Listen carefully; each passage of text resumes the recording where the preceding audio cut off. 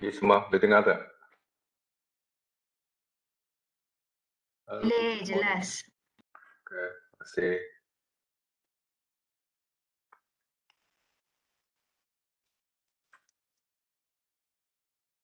Kita tunggu sekejap.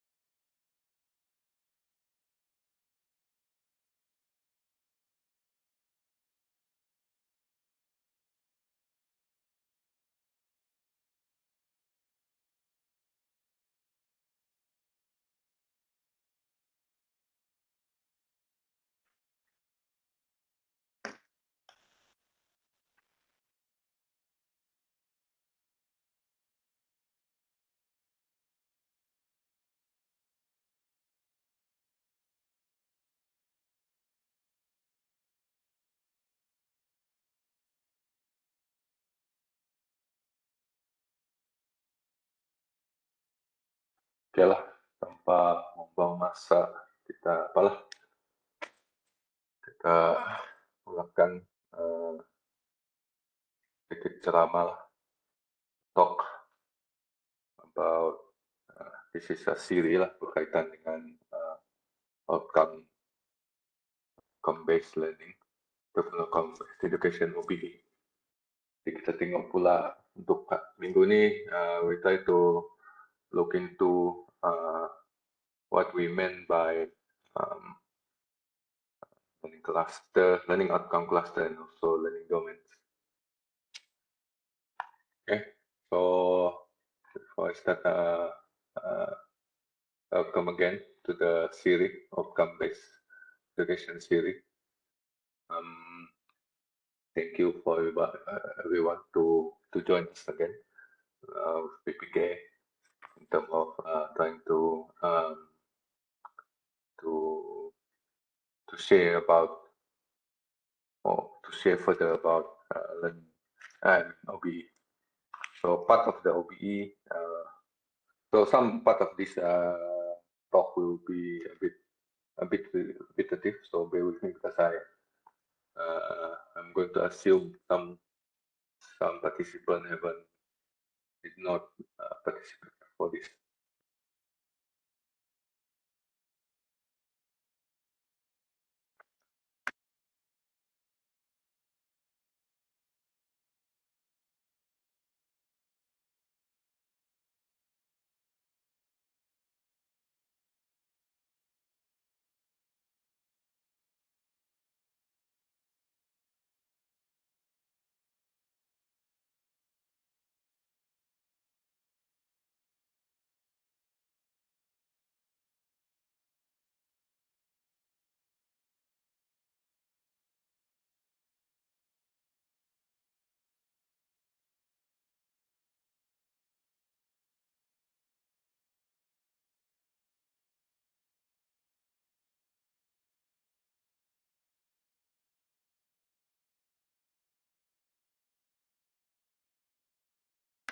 Before this, we are using learning clusters.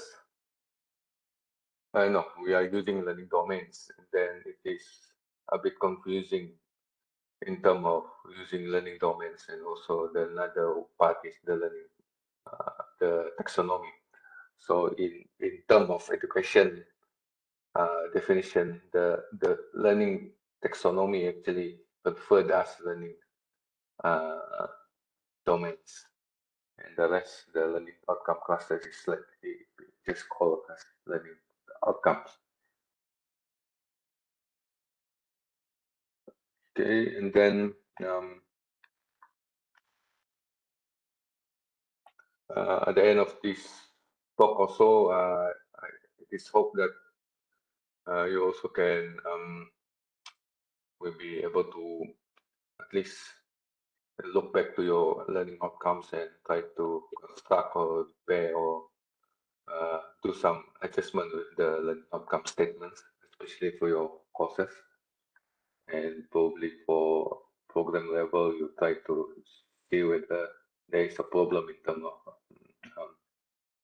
of statement of the program learning outcome, right? So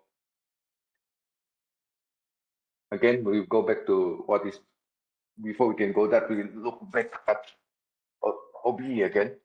So OBE, we know that one of the most important part of OBE is the outcome itself. So we need to really define what is the student's outcome after they completed the program, and what kind of graduate that do we want them to be, what kind of attributes, what kind of characteristic that do we want them to have after the program, after they completed the program. Okay, so that is one of the important part there. So we know that OBE system, this is not referring to the system what we have. Actually the OBE system, outcome system based system here, referring to the OBE, the philosophical, the principle of OBE. So that part is already being explained last week. Then, so any form of OBE system build everything based on clear defined framework of exit outcome. So we want this, we want a clear definition of the student's outcome, what kind of student that we want them to be, what characteristic. So in terms of looking at, like we are looking the program itself as a factory or manufacturing, quote unquote, manufacturing graduate. So what kind of characteristic, what kind of colors they have, what kind of skill they have, what kind of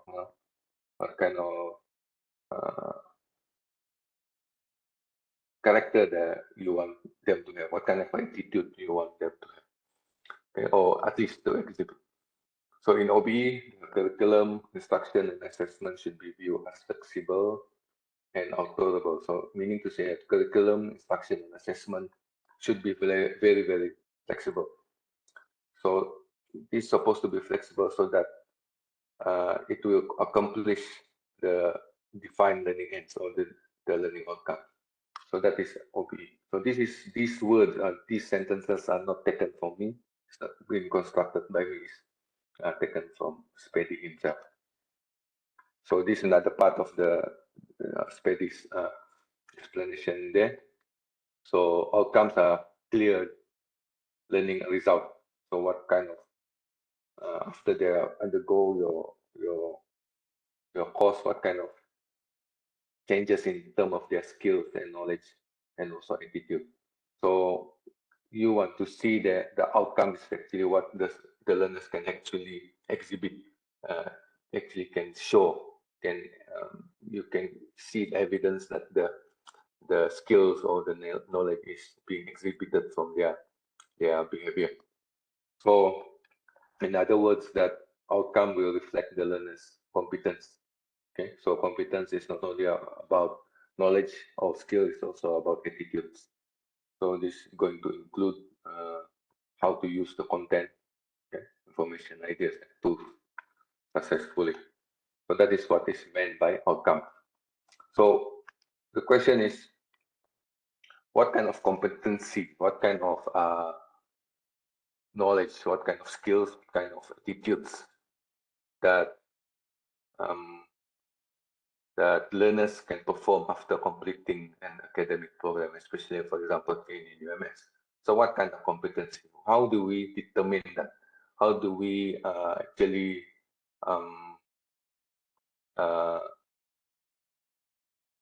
decide what kind of knowledge, what kind of skill, what kind of attitudes that we want the students to achieve or to have or to get, to be changed into a person that have those kind of competency. So there are several ways to to determine this. Okay, so one of it is based on the board of studies or board of advisor. These people will advise us what kind of competency, what kind of knowledge and skill. But they are only in terms of giving us the very general, very brief kind of competency that maybe that the students need to have after undergoing or completing the academic program. So there are few sources, or there are few references that we're going to use in terms of determining what kind of competency or skills and knowledge and attitudes that we want them to have. So the first one will be these program standards. Everybody has this one. Every program, not every program, most of the programs have this kind of standard. It will determine, based on the standard, it will determine how the program will be run and how the program should be delivered and so on.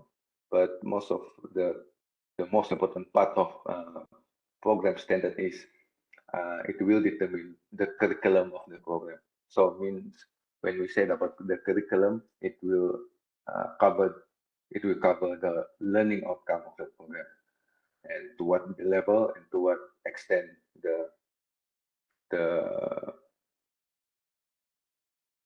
the program or the knowledge or what kind of level of skills that you want the students to have after completing the program.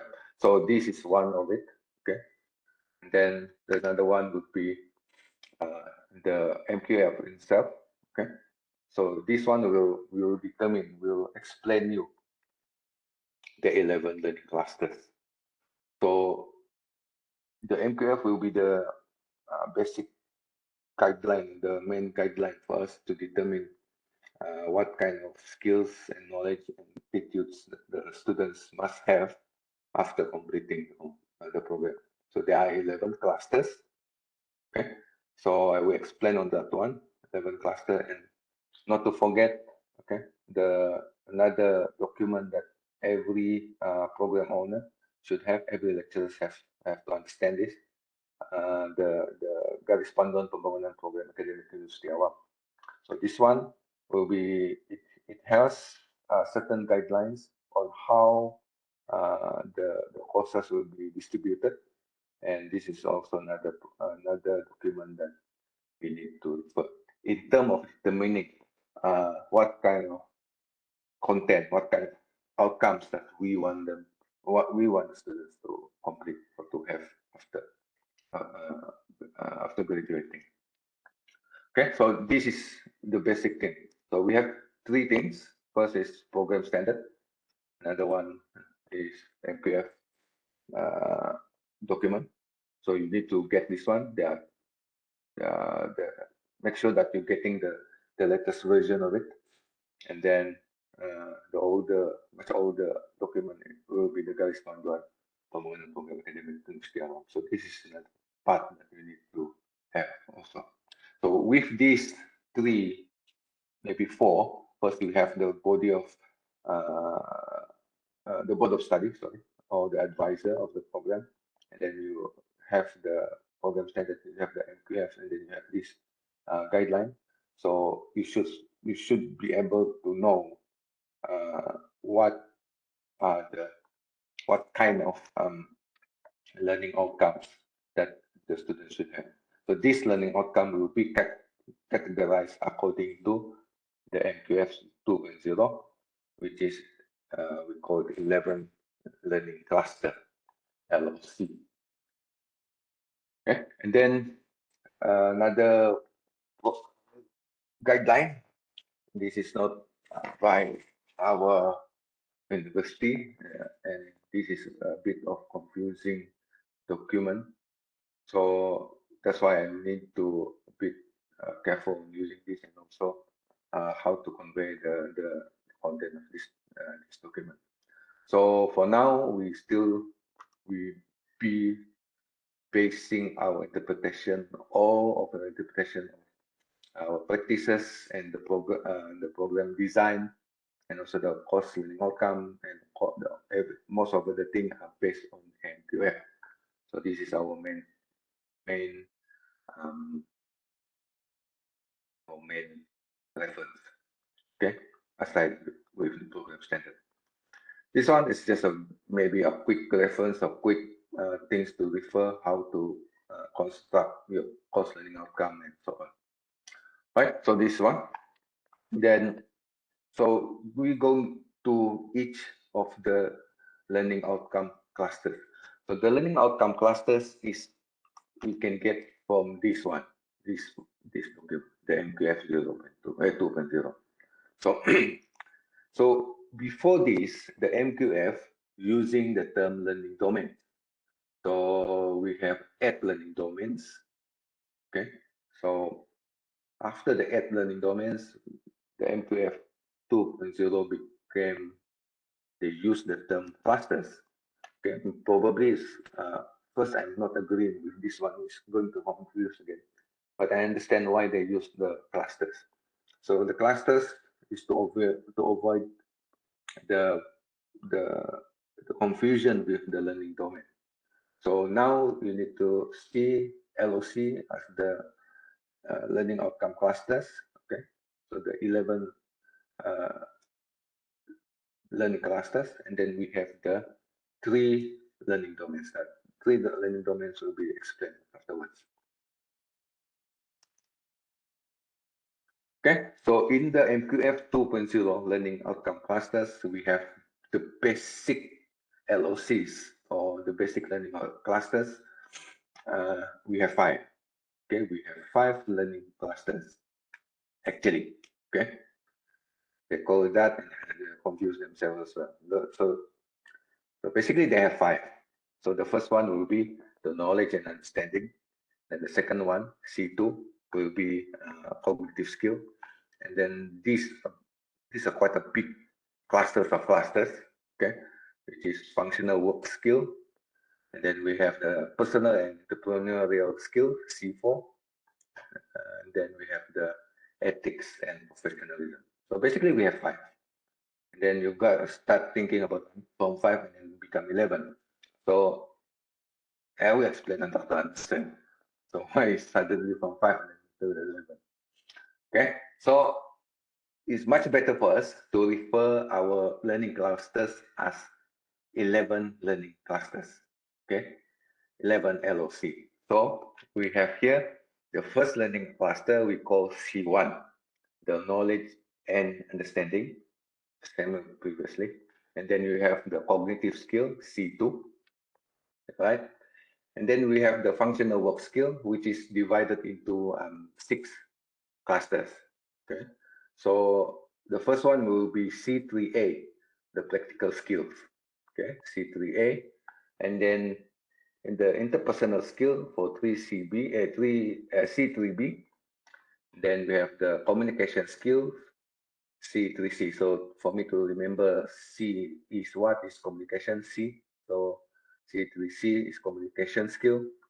And then we have digital skill, C3D. So to remember, digital skill is D and D. All right. And then we have numeracy skill, C3E. So I try to remember how to remember E is for numeracy. Among all of this one, we have this E here, numeracy. So I don't know, but C3E will be numeracy skill. And then the last one of this type of clusters, which is functional work skill, is leadership, autonomy, and responsibility, C3F.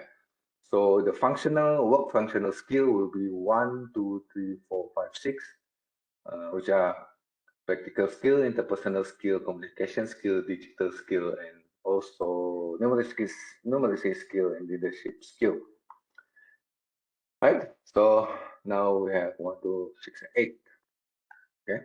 And then for the C4, which are the personal skill and the entrepreneurial skill, they further divided into C4A, personal skill, and then entrepreneurial skill, C4B.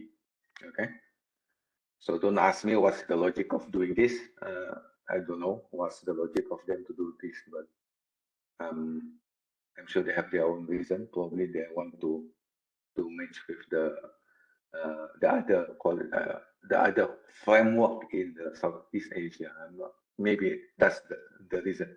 Then the last one will be ethics and also and professionalism. That one will be C5. So to remember, C2 and C1, C2, C5 not further divided, but C3 we have 6 and C4 we have 2. Okay, so C4 we have A and B, C3 we have A until to F. So I'm going to explain each of this one. So try to define and try to differentiate each of it. For example, what is the difference between interpersonal skill and personal skill? Okay, or the difference between interpersonal skill with communication skill. So sometimes there's overlap. So we don't not to worry about that for now. Okay, so this the 11 learning cluster. Any question up to this point? That's all that.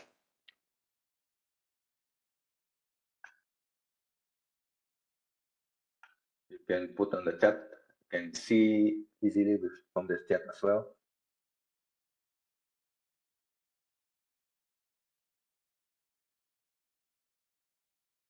Okay, thank you.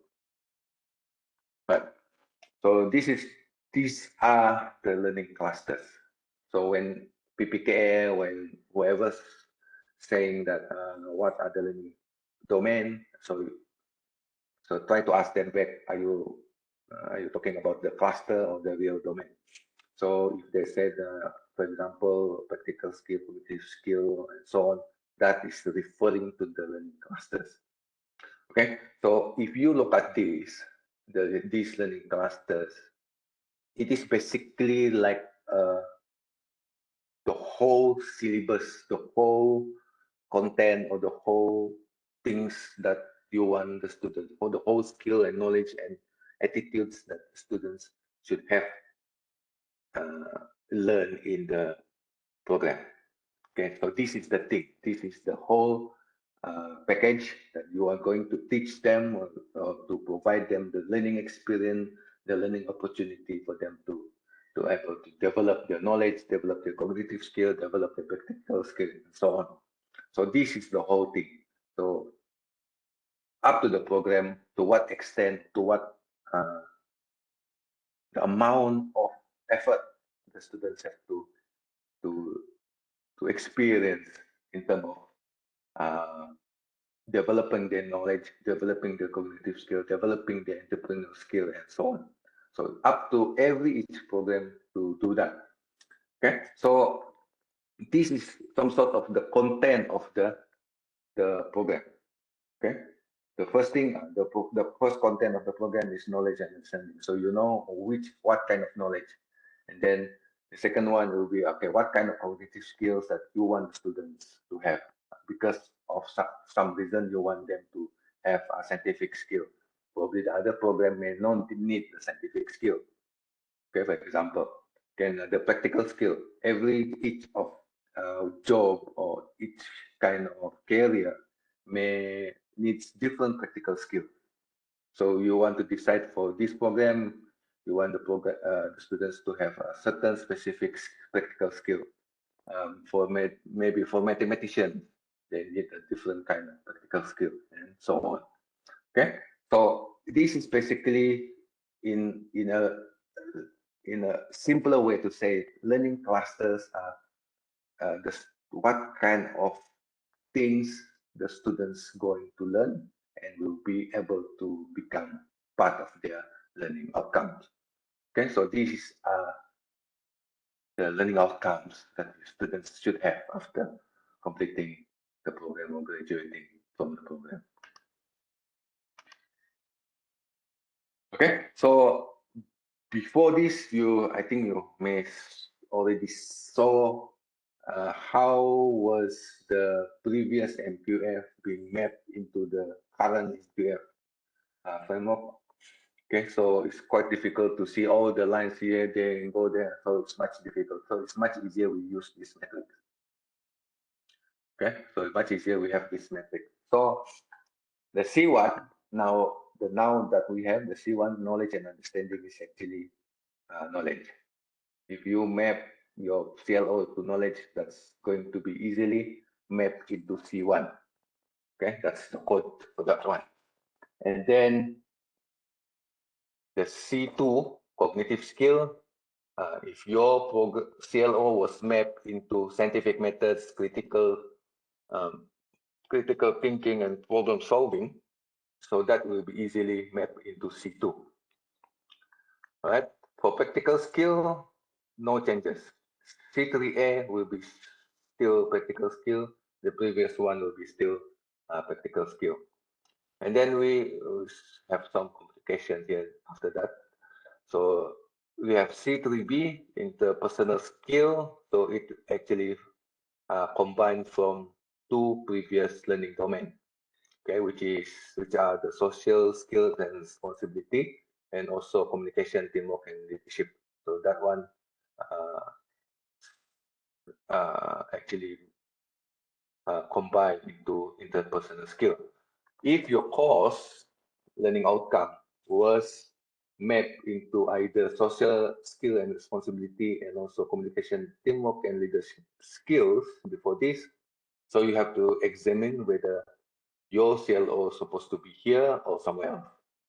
Okay, so you have to check whether it is supposed to be interpersonal skill or maybe in C3F or maybe in other places. So you need to check back.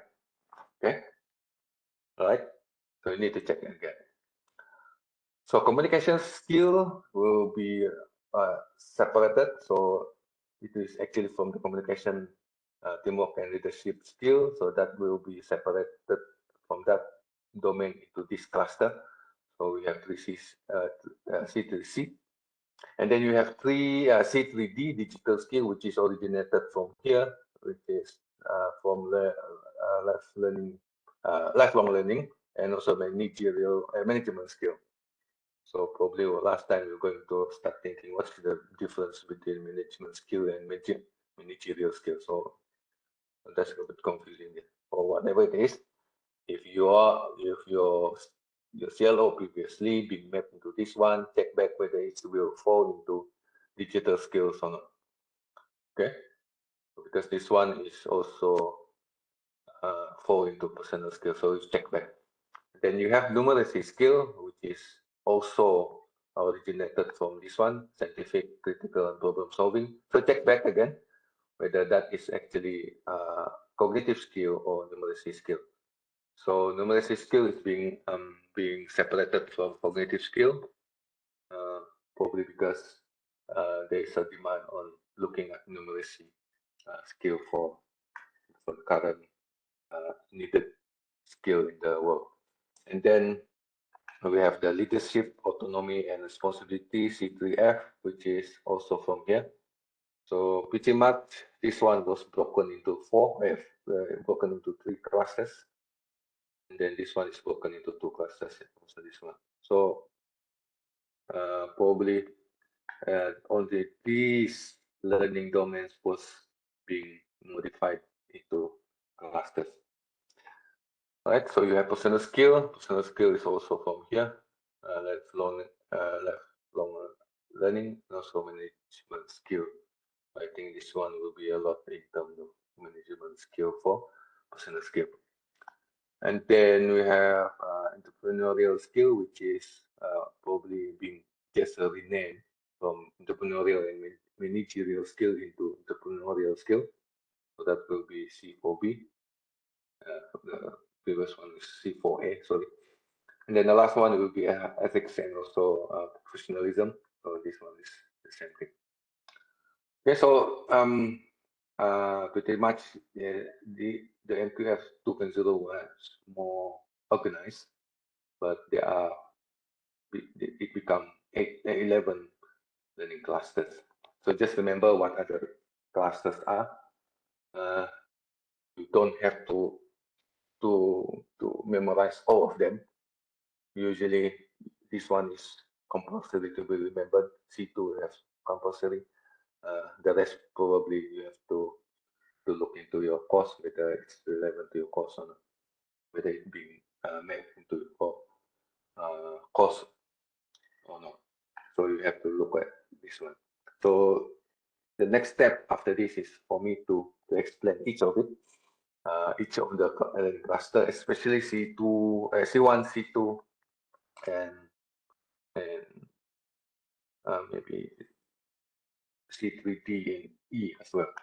Okay, but I will go through each of it and then we try to discuss which part that you confuse a bit on this one. Okay, so we go to C1.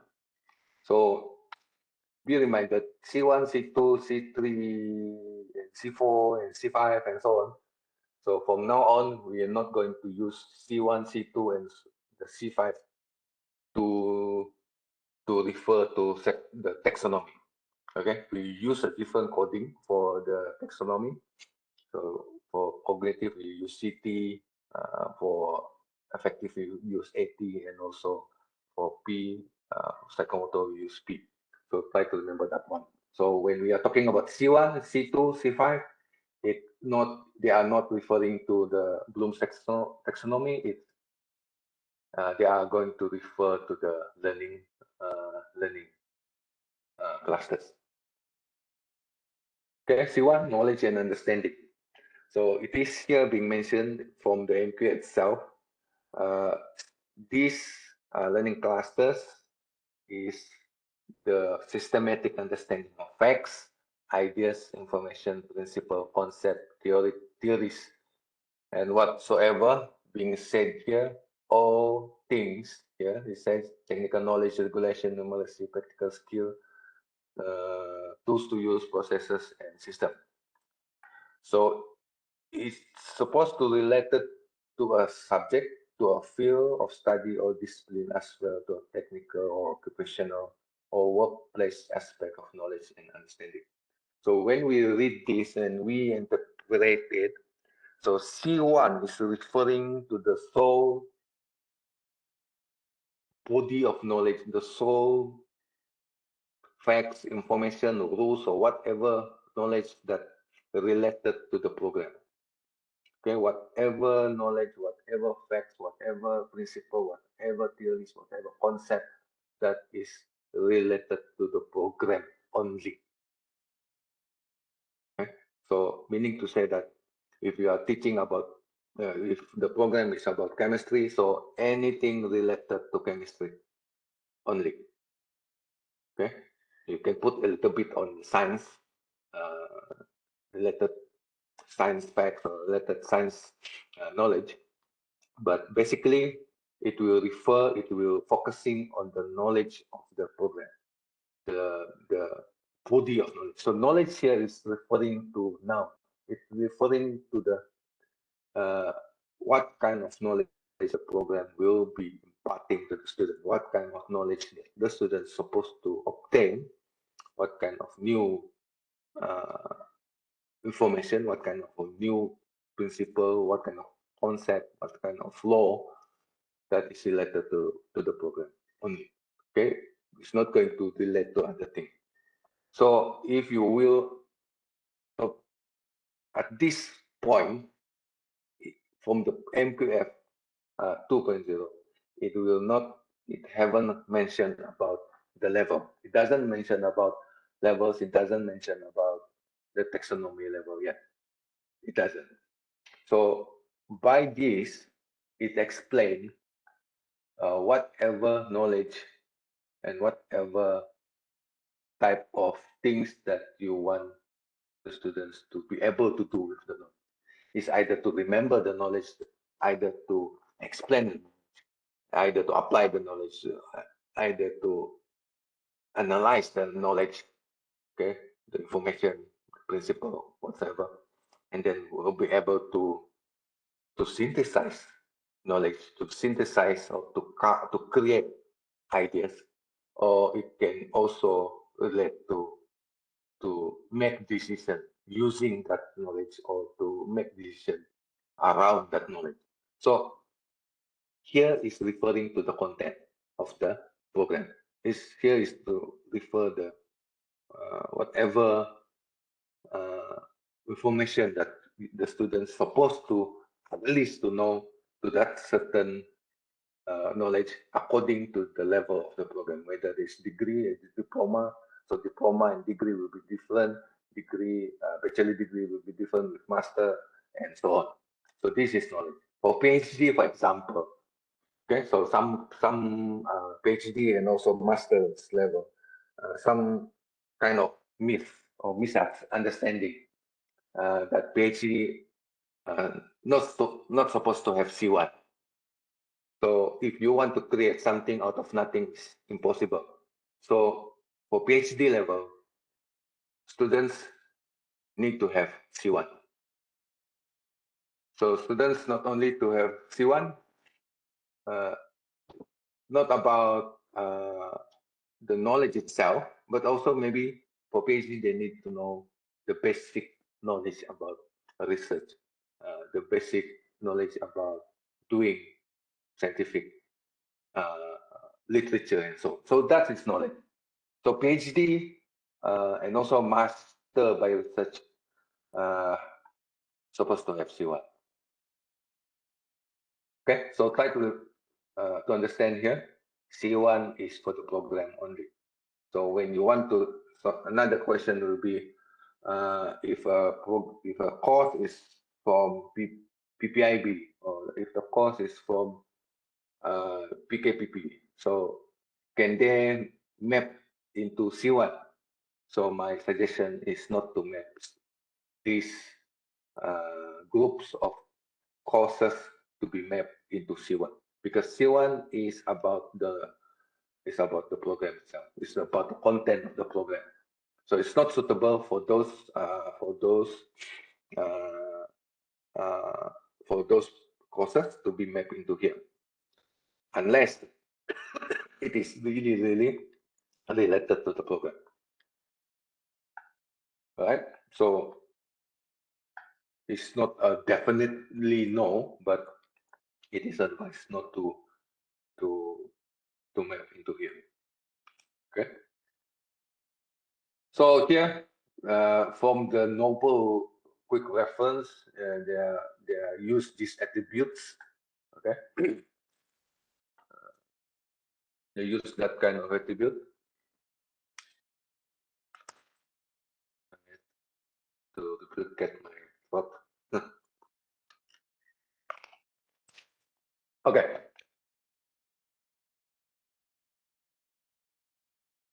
So they use the word attributes. I'm not going to incline to use attributes. Actually, all of these are actually skills, knowledge. So here, the knowledge is actually shows some sort of confusion also.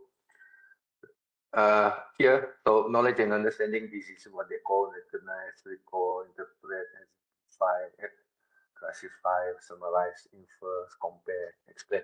All these are not actually knowledge and understanding. All these are actually the skills. Okay? These are all cognitive skills actually. So it's okay. You can still use all these attributes. What they are referring to attributes.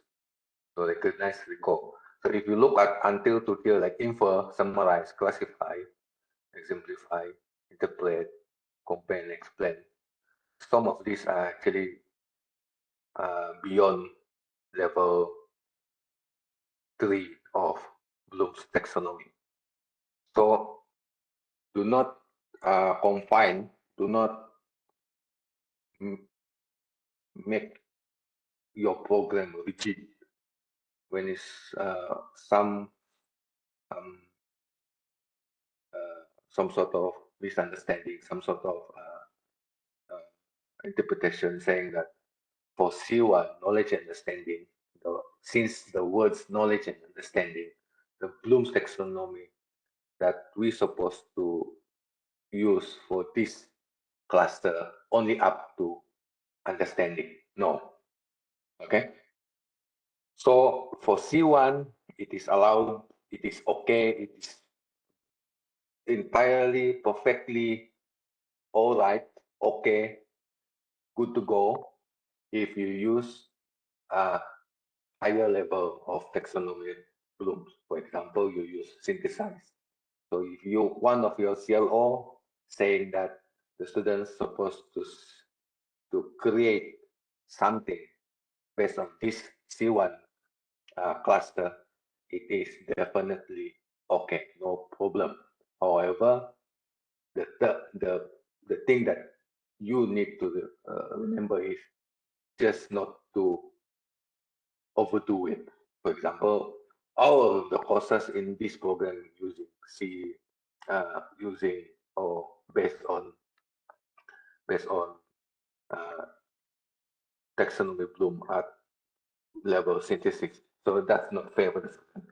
So maybe one of the course using synthesis, okay, for example, maybe one of the course using evaluation. So that's perfectly okay, perfectly all right. Okay, after all, we need to train the students to be able to do the higher level of Bloom taxonomy. Okay, so knowledge and understanding here is not referring to Bloom's taxonomy. Again, I repeat, knowledge and understanding for C1 is not referring to Bloom taxonomy.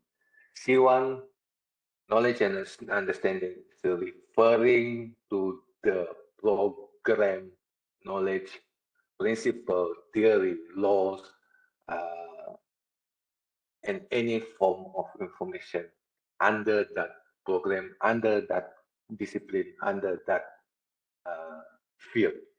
Okay, so again, C1 knowledge and understanding, nothing to do with Bloom's taxonomy. It is about the program, the fields, knowledge.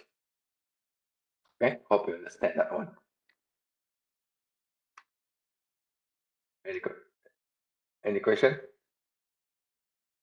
Hi, Dr. Denis. I'm Liana from FSMP. So when you said that there's nothing to do with Bloom taxonomy, previously bila kita pakai kan dalam teaching and learning, so we always said that kalau macam knowledge and understanding ni dia lebih kepada low order thinking skill. So we relate to the Bloom taxonomy up to cognitive level 2. Tapi di sini bila you explain tadi, I macam sedikit kurang jelas lah yang bila you kata ia tidak terikat dengan Bloom taxonomy. Can you explain further on that? Yeah, that's the previous mindset. Itu mindset yang sebelum ni mengatakan C1 ini adalah low order thinking. So tidak. So bila kita baca balik MQF 2.0 tu balik-balik, dia tidak pernah cakap pun yang C1 knowledge and understanding ini lower order thinking. Bila ditengok lagi semula dalam MQS 2.0 tu, di belakang sekali dia akan menyatakan berkenaan dengan descriptors, level of descriptors. C1 ni sebenarnya pada peringkat lain, peringkat sarjana contohnya, sebenarnya dia bukan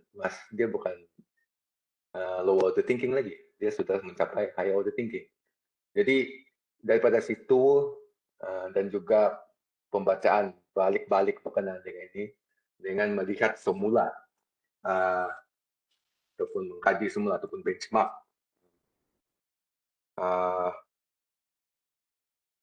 framework daripada pelbagai negara, seperti contohnya Australia, New Zealand, saya ingat Filipina pun ada saya tengok. So bahagian knowledge and understanding sebenarnya dia referring to the body punya knowledge. So it doesn't have it doesn't refer to, perkataan ni it's not referring to the taxonomy. It's not referring to the learning domain. It is referring to the apa pengetahuan itu. So dalam apa tu dia ada level. Jadi maksud dia kalau satu program itu ataupun satu kursus itu menggunakan ataupun dia punya sasaran outcome pelajar itu adalah pada peringkat sintesis sebagai contoh. So itu high order thinking. Tidak ada masalah. Dibenarkan, tidak ada pelanggaran berlaku. Okey, ah, sorry doktor, jadi okey, I faham sekarang. So maksudnya yang kita current practice ni yang di UMS kiranya sebab kita berpandukan edaran daripada PPKA kah dulu kalau saya tak silap, atau pejabat TNCA kan di bawah tu dia ada letak taksonomi belum. Jadi yang apa doktor terang sekarang benda tu tidak lagi terpakai lah. tidak dipakai, sebaiknya gunakan advisory note yang telah dikeluarkan baru-baru. Oh, Ada advisory. advisory note yang dikeluarkan yang berkaitan dengan mendata. Okay, I will check on that. Okay, thank you doktor. Oke, alright. Ini yang banyak kekeliruan. Even dalam, kalau kita tengok balik yang novel tu, memang dia ada nyatakan di situ. Oke, jadi kita open kita punya apa, kita bebaskan daripada kengkangan yang banyak ini. So, kita tahu yang ini knowledge and understanding itu bermaksud kita punya course content. Maksudnya kita punya program content. Kalau FSMP semua berkaitan dengan makanan. Kalau kimia semua yang berkaitan dengan kimia. Kalau di perubatan semua yang berkaitan dengan perubatan. Jadi dalam konten tu ada dia punya level. Satu yang dia punya, apa yang kita boleh buat adalah first ada pelajar boleh mengingat dan sampailah kepada sintesis. Yang itu dia punya level complexity of that knowledge. So ada knowledge itu straightforward dan sebagainya. Jadi itu, dan dalam kalau kamu tengok pun dalam MQF itu pun tidak ada dipaksa kita mesti menggunakan belum taksonomi untuk C1 sebenarnya. Oke? Tapi itu yang paling mudah lah. Right. And then we have the second one, which is C2, cognitive skill. Jadi yang sebelum ni, previously dikatakan, ditegaskan, C2 adalah cognitive skill yang merujuk kepada higher order thinking. Tidak sebenarnya. Bila dibaca balik semula, MQF 1, MQF 2, dan dihayati dengan betul-betul sebenarnya, cognitive skill ini tidak merujuk kepada Blooms. Dia merujuk kepada skill, kemahiran yang sebelum. Kalau kita tengok nih, yang ini adalah pengetahuan, knowledge. Okay? Knowledge semua di sini. Okay, ya, maksudnya di sini di kepala kita, yaitu adalah kita punya pengetahuan berkenaan dengan program itu, yang berkaitan dengan program. Yang ini pula dia lebih general. Ini adalah cognitive skill, adalah kemahiran kognitif, kemahiran intelektual. So what it says here, it refers to thinking or intellectual capabilities and the ability to apply knowledge and skill. Dia tidak cakap di sini to refer to knowledge and skill of certain field. So di sini dia betul-betul menyatakan dengan jelas sekali the capacity to develop levels of intellectual skill that include but not limited to. So sini ada saya ubah sedikit, dia kasih slash critical slash creative thinking. Itu dua benda yang berlainan. You cannot use all for this thing. Critical is different, creative thinking is different. So critical and creative thinking. Maybe saya tambah di sini ada design thinking. Lepas itu saya boleh masukkan juga computational thinking. Yang lama problem solving thinking ataupun problem solving skill. So this is part of the cognitive skill. And then synthesizing to create new ideas. Ini serupa dengan creative thinking. Okay. Ataupun to produce solutions, strategies, and new practices. So semua ini tidak unik kepada sesuatu program yang tertentu. Okay, this cognitive skill is not unique for certain program. Maybe certain program will have higher level of certain cognitive skill. For example, creative thinking skill ini yang menyanyi, yang buat lukisan, buat persembahan. Semua ini kalau tanya desain mana pandai, barangkali lah. Okay, it's not some of the not one of the learning outcome yang ditekankan. Tapi kalau di ASTIF, this is one of the cognitive skill which is being emphasized to them. So the creative thinking skill. Kalau scientific skill sepula, barangkali lebih kuat di di program-program yang berkaitan dengan sains. Okay? Tapi secara umum dia, cognitive skill ini tidak spesifik. It's not specific to certain program.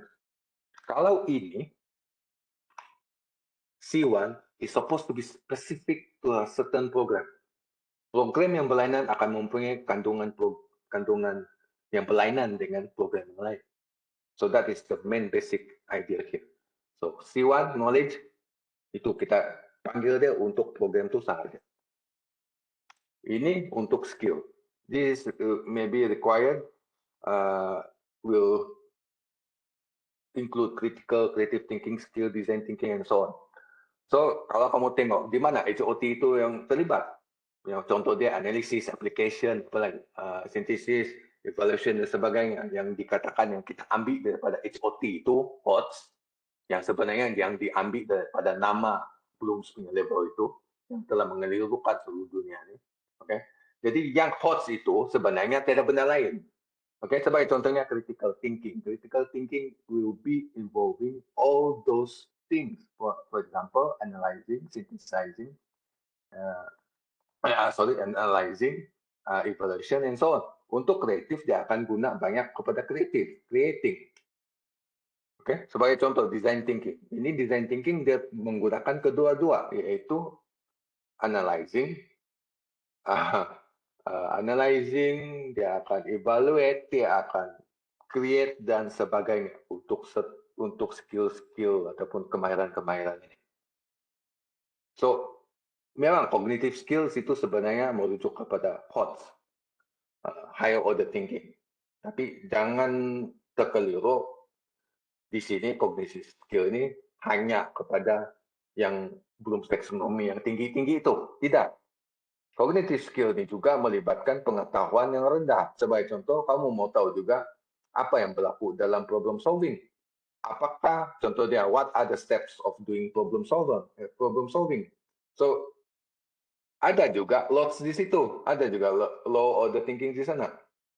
Jadi, cognitive skill C2 tidak semestinya mempunyai sampailah mesti bermula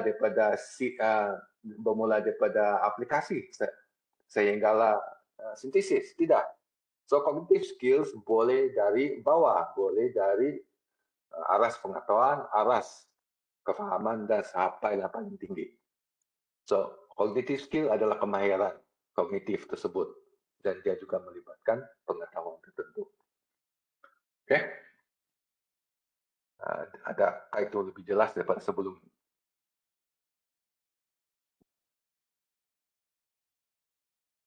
Ada soalan berkenaan dengan cognitive skill.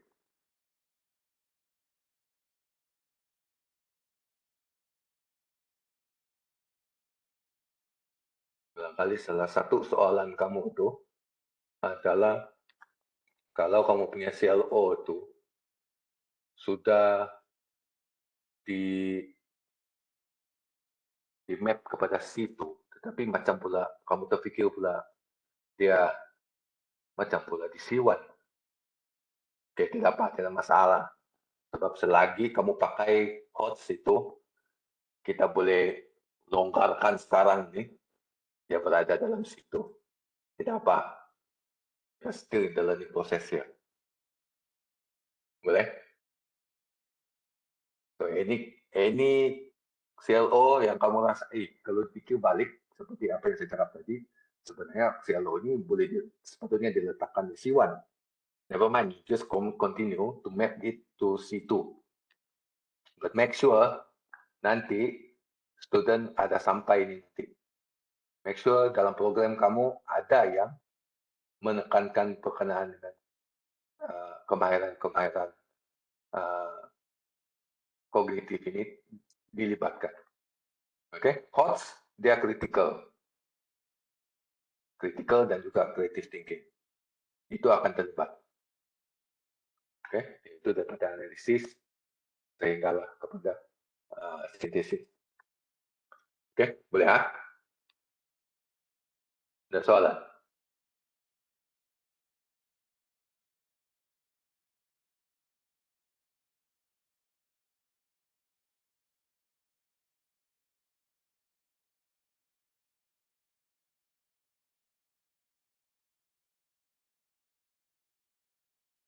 Ada soalan di sini. Bolehkah CLO1 tuh terus melompat ke C2? Saya tidak paham di sana. Apa yang melompat tuh? Dr. Denis, Ah, sorry, ya. saya soalan lain lah. Saya nak confirm balik. So maksudnya kalau kita dalam satu kursus tu kita ada PLO 1 Knowledge and Understanding, and then kita ada PLO untuk Cognitive Skill. So macam tu lah, macam previous practice, kita selalu emphasize pensyarah PLO 1 up to situ saja. So for now tak ada dah lah kan konsep tu kan, betul kan? Okay, and then let's say pensyarah nak ubah. Jadi dia punya PLO 1, Knowledge and Understanding tu pergi kepada C5, let's say. And then Cognitive Skill pun dia up to C5 lah. So ada issue ke on that? PLO 2 dia. Maksudnya PLO 1 dia pun dia buat C6, and then PLO 2 dia yang Cognitive Skill pun C6 lah, for example lah. So it's better to differentiate dia lah. Kena dibezakan lah. Kalau dua-dua pun di C1 pun high order thinking. Lepas tu di C2 memang sepatutnya high order thinking. So try to differentiate between those.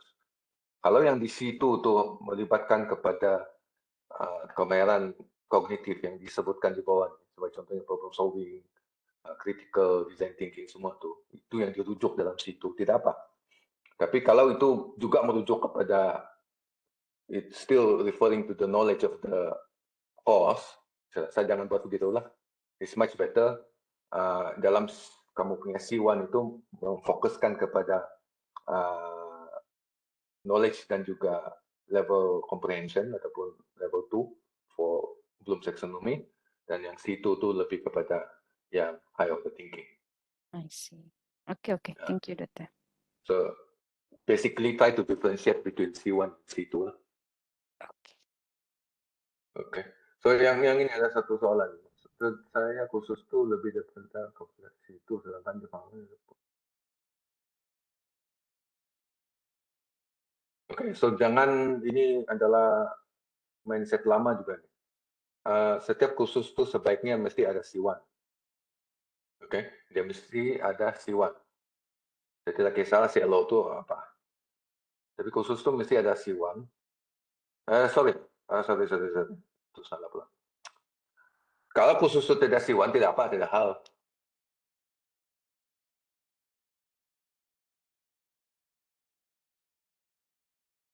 Okay, di sana dicakap maksudnya kursus tu kami lebih kepada situ, sedangkan kami difahamkan CLO1 memang perlu diletakkan C1. Still I don't understand, kena jelaskan saya lah itu. Yang begini yang paling senang untuk dijawab. Setiap kursus mesti ada taksonomi Bloom kognitif. Ya, mesti ada itu. Ada learning domain kognitif. Jadi saya jelaskan itu. Okay. Tapi khusus boleh tidak ada C1. Kalau dia terus kepada situ saja, tidak ada masalah. Selamat pagi, Dr. Denis. Mau tanya boleh? Boleh, silakan. Just mau confirm je lah. Bila sebut cognitive skill, dia biasanya pergi PLO 1 atau PLO 2 je kan? Adakah cognitive skill boleh di measure dengan benda selain exam atau mesti lumrahnya exam? Itu je lah. Tidak. Tidak semestinya menggunakan exam. Exam adalah salah satu assessment yang sesuai untuk cognitive skill dan juga C1 tadi. Tapi kalau kita menggunakan teknik yang lain, boleh. Sebagai contoh assignment. Assignment tu kena menilai kognitif pelajar tu lah. Sebagai contoh, tugasan itu melibatkan pelajar menyelesaikan masalah. Sebagai contoh. Jadi kalau begitu, doktor, maksudnya kalau gitu PLO 2 dia boleh assessment PLO 2 mapping dia tu boleh bukan assessment dia exam lah kalau begitu kan? Boleh. Okay. Dibenarkan. Okay. Selagi assessment itu merujuk kepada aspek cognitive skill dan juga knowledge tadi. Dan dia dinilai secara individu. Faham kan? Oh, yang penting poinnya mesti individu. Ya, jadi sebaiknya individu sebab kognitif kan. Jadi kognitif tuh macam mana kita mau nampak berlakunya perubahan kognitif itu daripada dua orang daripada berkumpulan kan. Nah, jadi sebaiknya untuk kognitif C1 dengan C2 nih, assessment selain daripada ujian, tes, final exam dan sebagainya, sebaiknya dia melibatkan assessment individu. Baik, contoh kalau problem solving itu adalah individu, literature review pun individu dan sebagainya. So kena rancang betul-betul lah supaya alignment itu berlaku dan juga dia punya validity itu dijaga. Oke. Oke. Barangkali saya balik kepada Sun tadi. Ini. Oke. Barangkali ada, ini saya coba faham juga lah soalan dia. Barangkali soalan dia begini, adakah khusus-khusus tahun 3, tahun 4 yang sudah high level ini tidak boleh ada C1? Salah. Kalau khusus itu adalah khusus teras program, sebaiknya mesti ada C1. Sebab itu adalah khusus yang berkaitan dengan kandungan ataupun content of knowledge of that program. So dia mesti ada, macam mana sekalipun. Tapi dia punya level tinggi lah, sikit. Sorry, Dr. Denis. Yes. Boleh dengar tak? Boleh. Siapa ni? Okay, it's you here from FSMP.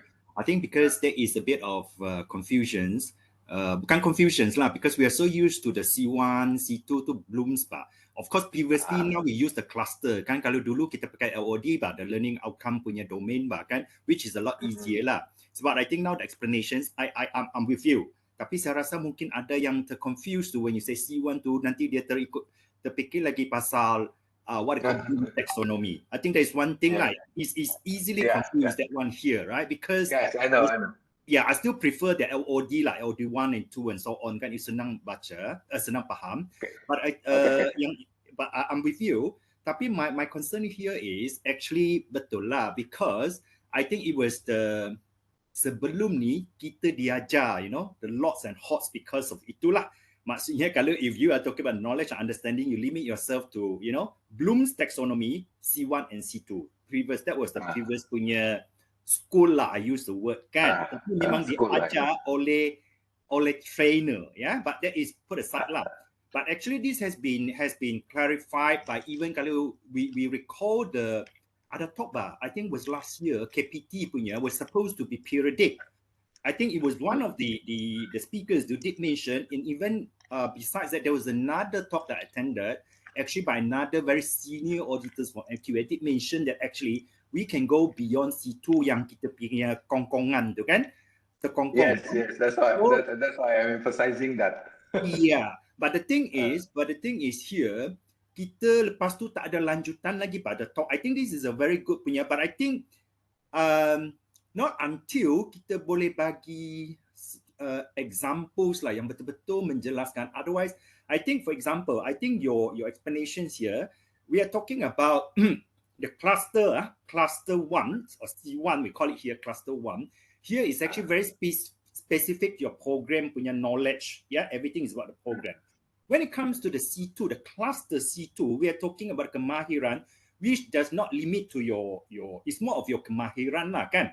But my questions here is, because I use the word traditionally, when we set questions, kan, even though you are talking about kemahiran pun, you are very specific questions you ask, very specific, memang relevant to your program lah. That's why to some extent pun, kalau kita gunakan this, kita cakap this kemahiran saja, critical thinking, but actually dia sangat specific to your program juga, as if tiada draw distinctive punya separations but between the cluster 1 and cluster 2. If you know what I mean lah, because everything you ask, of course, is about your chemistry, is about your biology, kan? So itu yang saya rasa itu lagi boleh bantukan dari segi dia punya pemahaman tu, ataupun a clear punya distinction, how to differentiate these two lah. That is my comment lah. Thank you. Okay. So yeah, we susah kita ni lah. People are making us confused. Saya pun tak ikut tu hari, but I try to read and again, itulah problem dia. So up to us lah. It depends on the program. Actually, some of the cognitive skills quite specific to a certain program. Especially if we talk about engineering, science, social sciences, even the social sciences pun maybe quite different.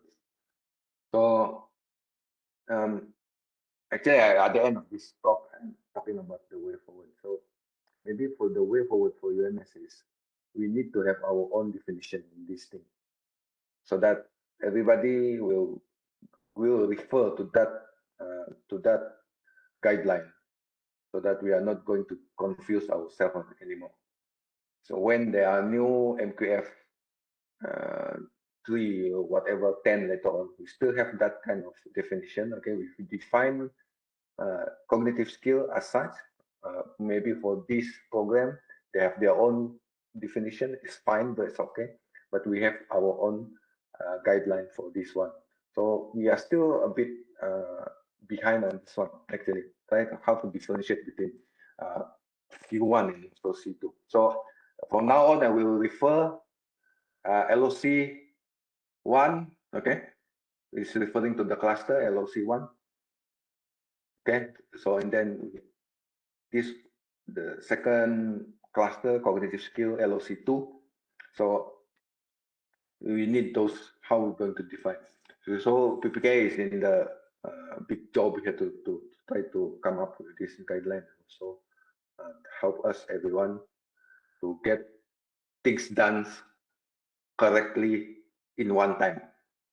So maybe almost every year we try to when another Pengarah, other people come into this office and then they have their own thinking. Again, it's going to be difficult, not for the center, I think for all of us in UMS. So once we have that guideline, anybody taking over the center, we have those kind of document to refer or to fall back again.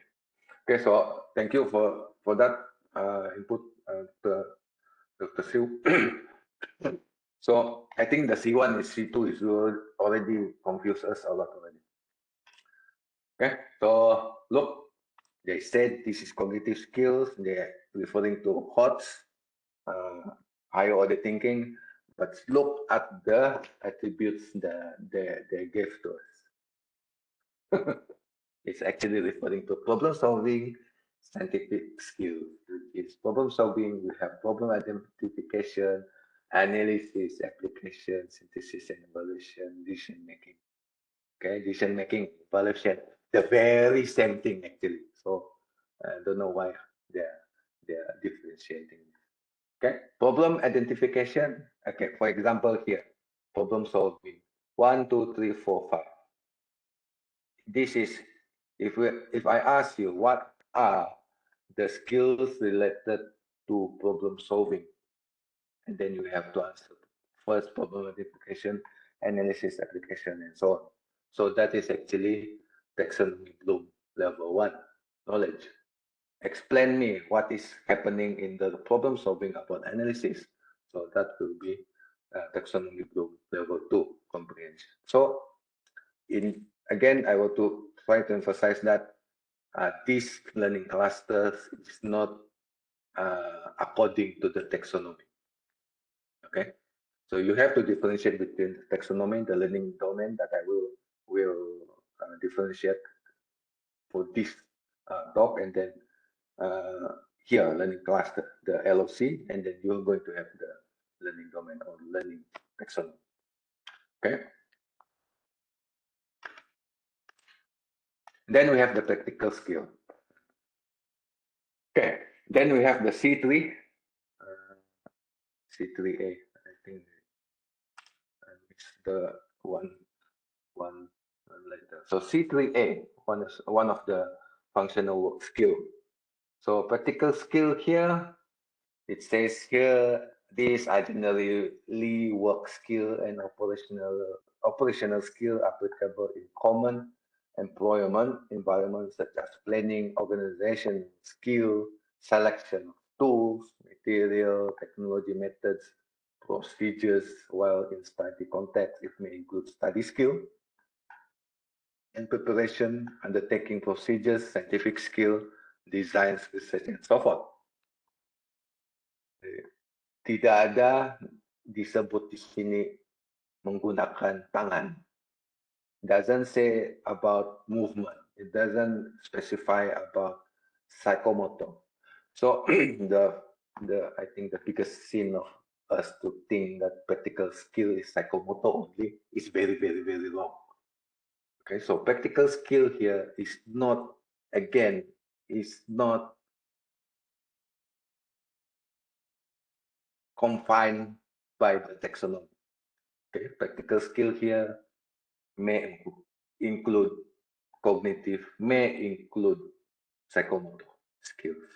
Okay, so I will try to emphasize here, practical skill tidak semestinya psychomotor sahaja. Practical skill merangkumi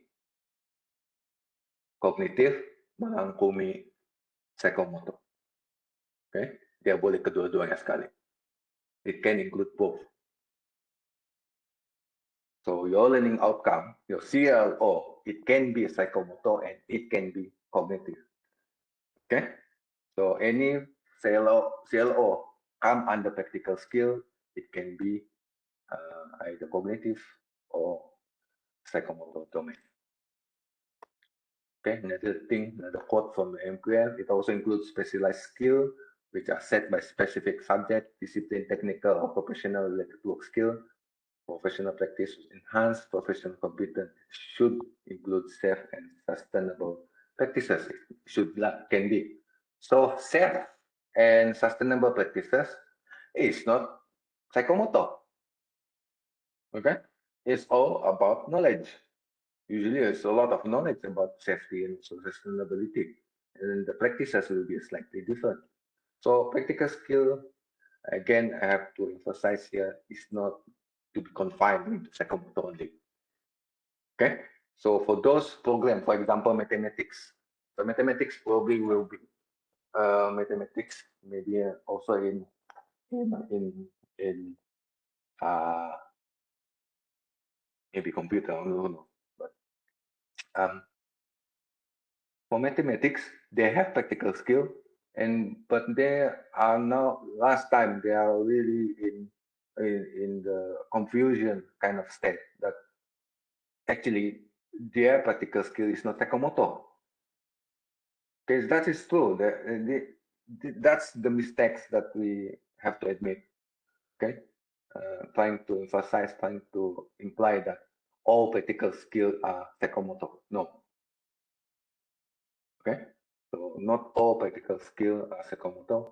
Practical skill can include perfectly well, okay, correct if you have cognitive domain of CLO. Okay, so mathematics, they have their own procedural skill, they have their own mathematical skill that's related to the work, related to the specific skills that needed to be used in a specific kind of job or career. That's fine. It is going to be cognitive. Okay, so practical skill, again, it can be very specific to the specific program. It can be something quite general. For example, here, like it says study skill, okay, maybe research and maybe some other things that maybe every program can use. So, for example, your organizational skill. Okay, so that one will be practical skill. All right, any question? I'm sure ada soalan. Bagian.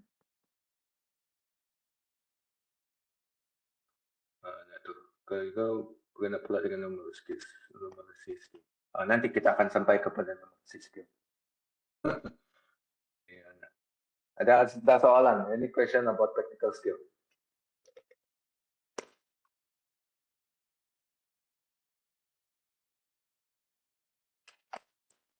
kita ada lebih kurang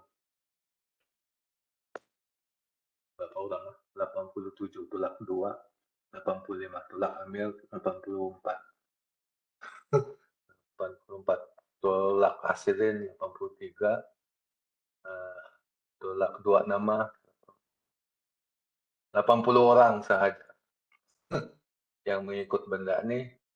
Jadi kalau 1,000 lagi pensyarah di UMS ni ada 920 orang lagi.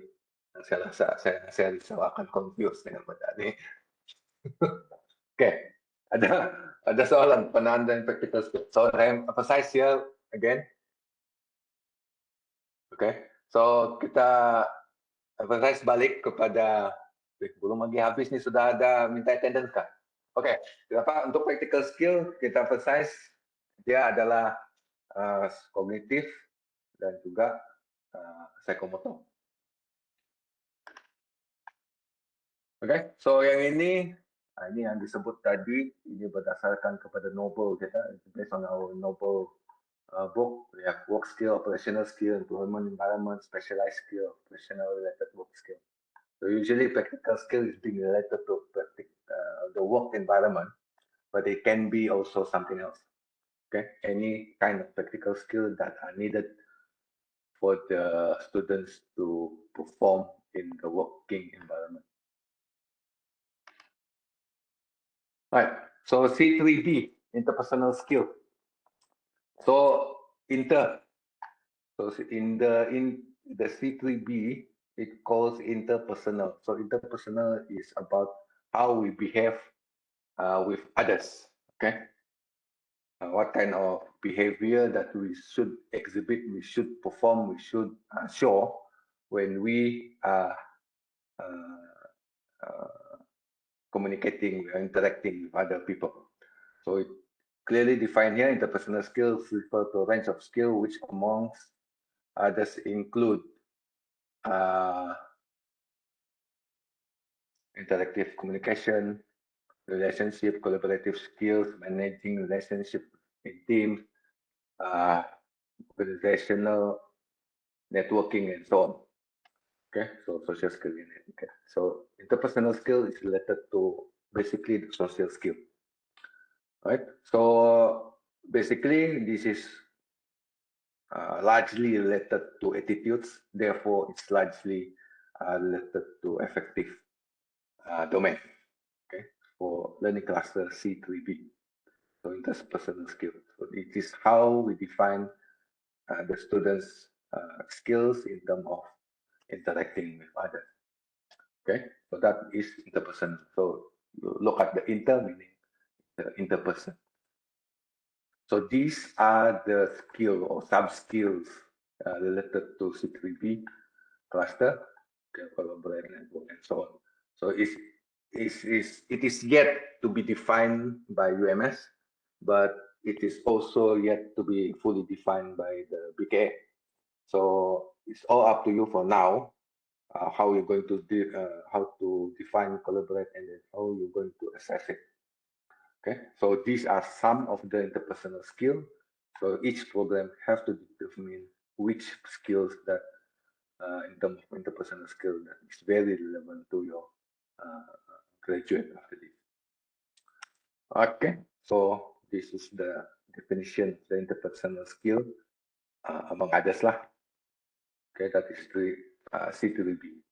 I remember there's one question about interpersonal skill last week, but I'm not sure the person is around here. If anything, you can ask again about the interpersonal skill.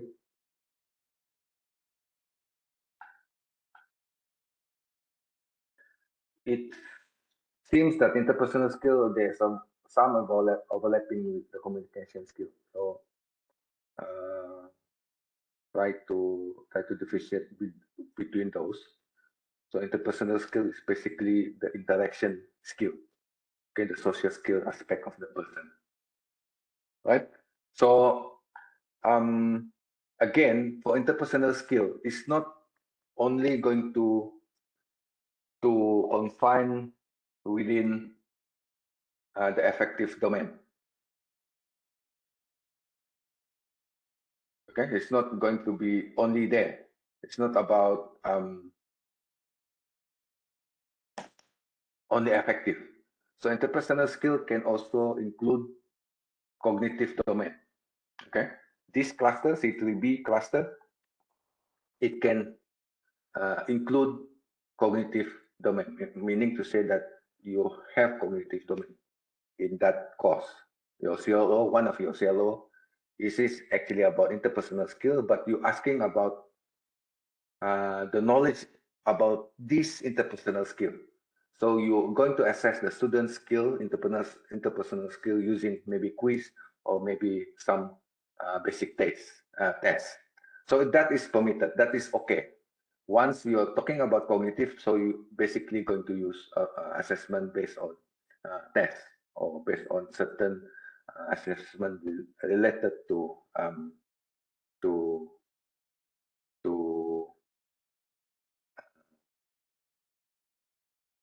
to cognitive domain. Okay, so for PPIB, for example, a very obvious example. So if the PPIB courses, okay, have this course is basically maybe also PKPP. Okay, so if the course is actually training students for their interpersonal skill, so do not limit your course not having any kind of cognitive domain. So actually, all courses should have cognitive domain. Okay, so I repeat again, all courses should have cognitive domain. I didn't say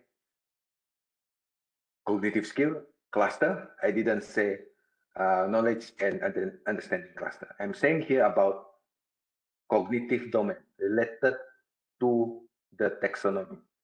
So all courses should have cognitive domain.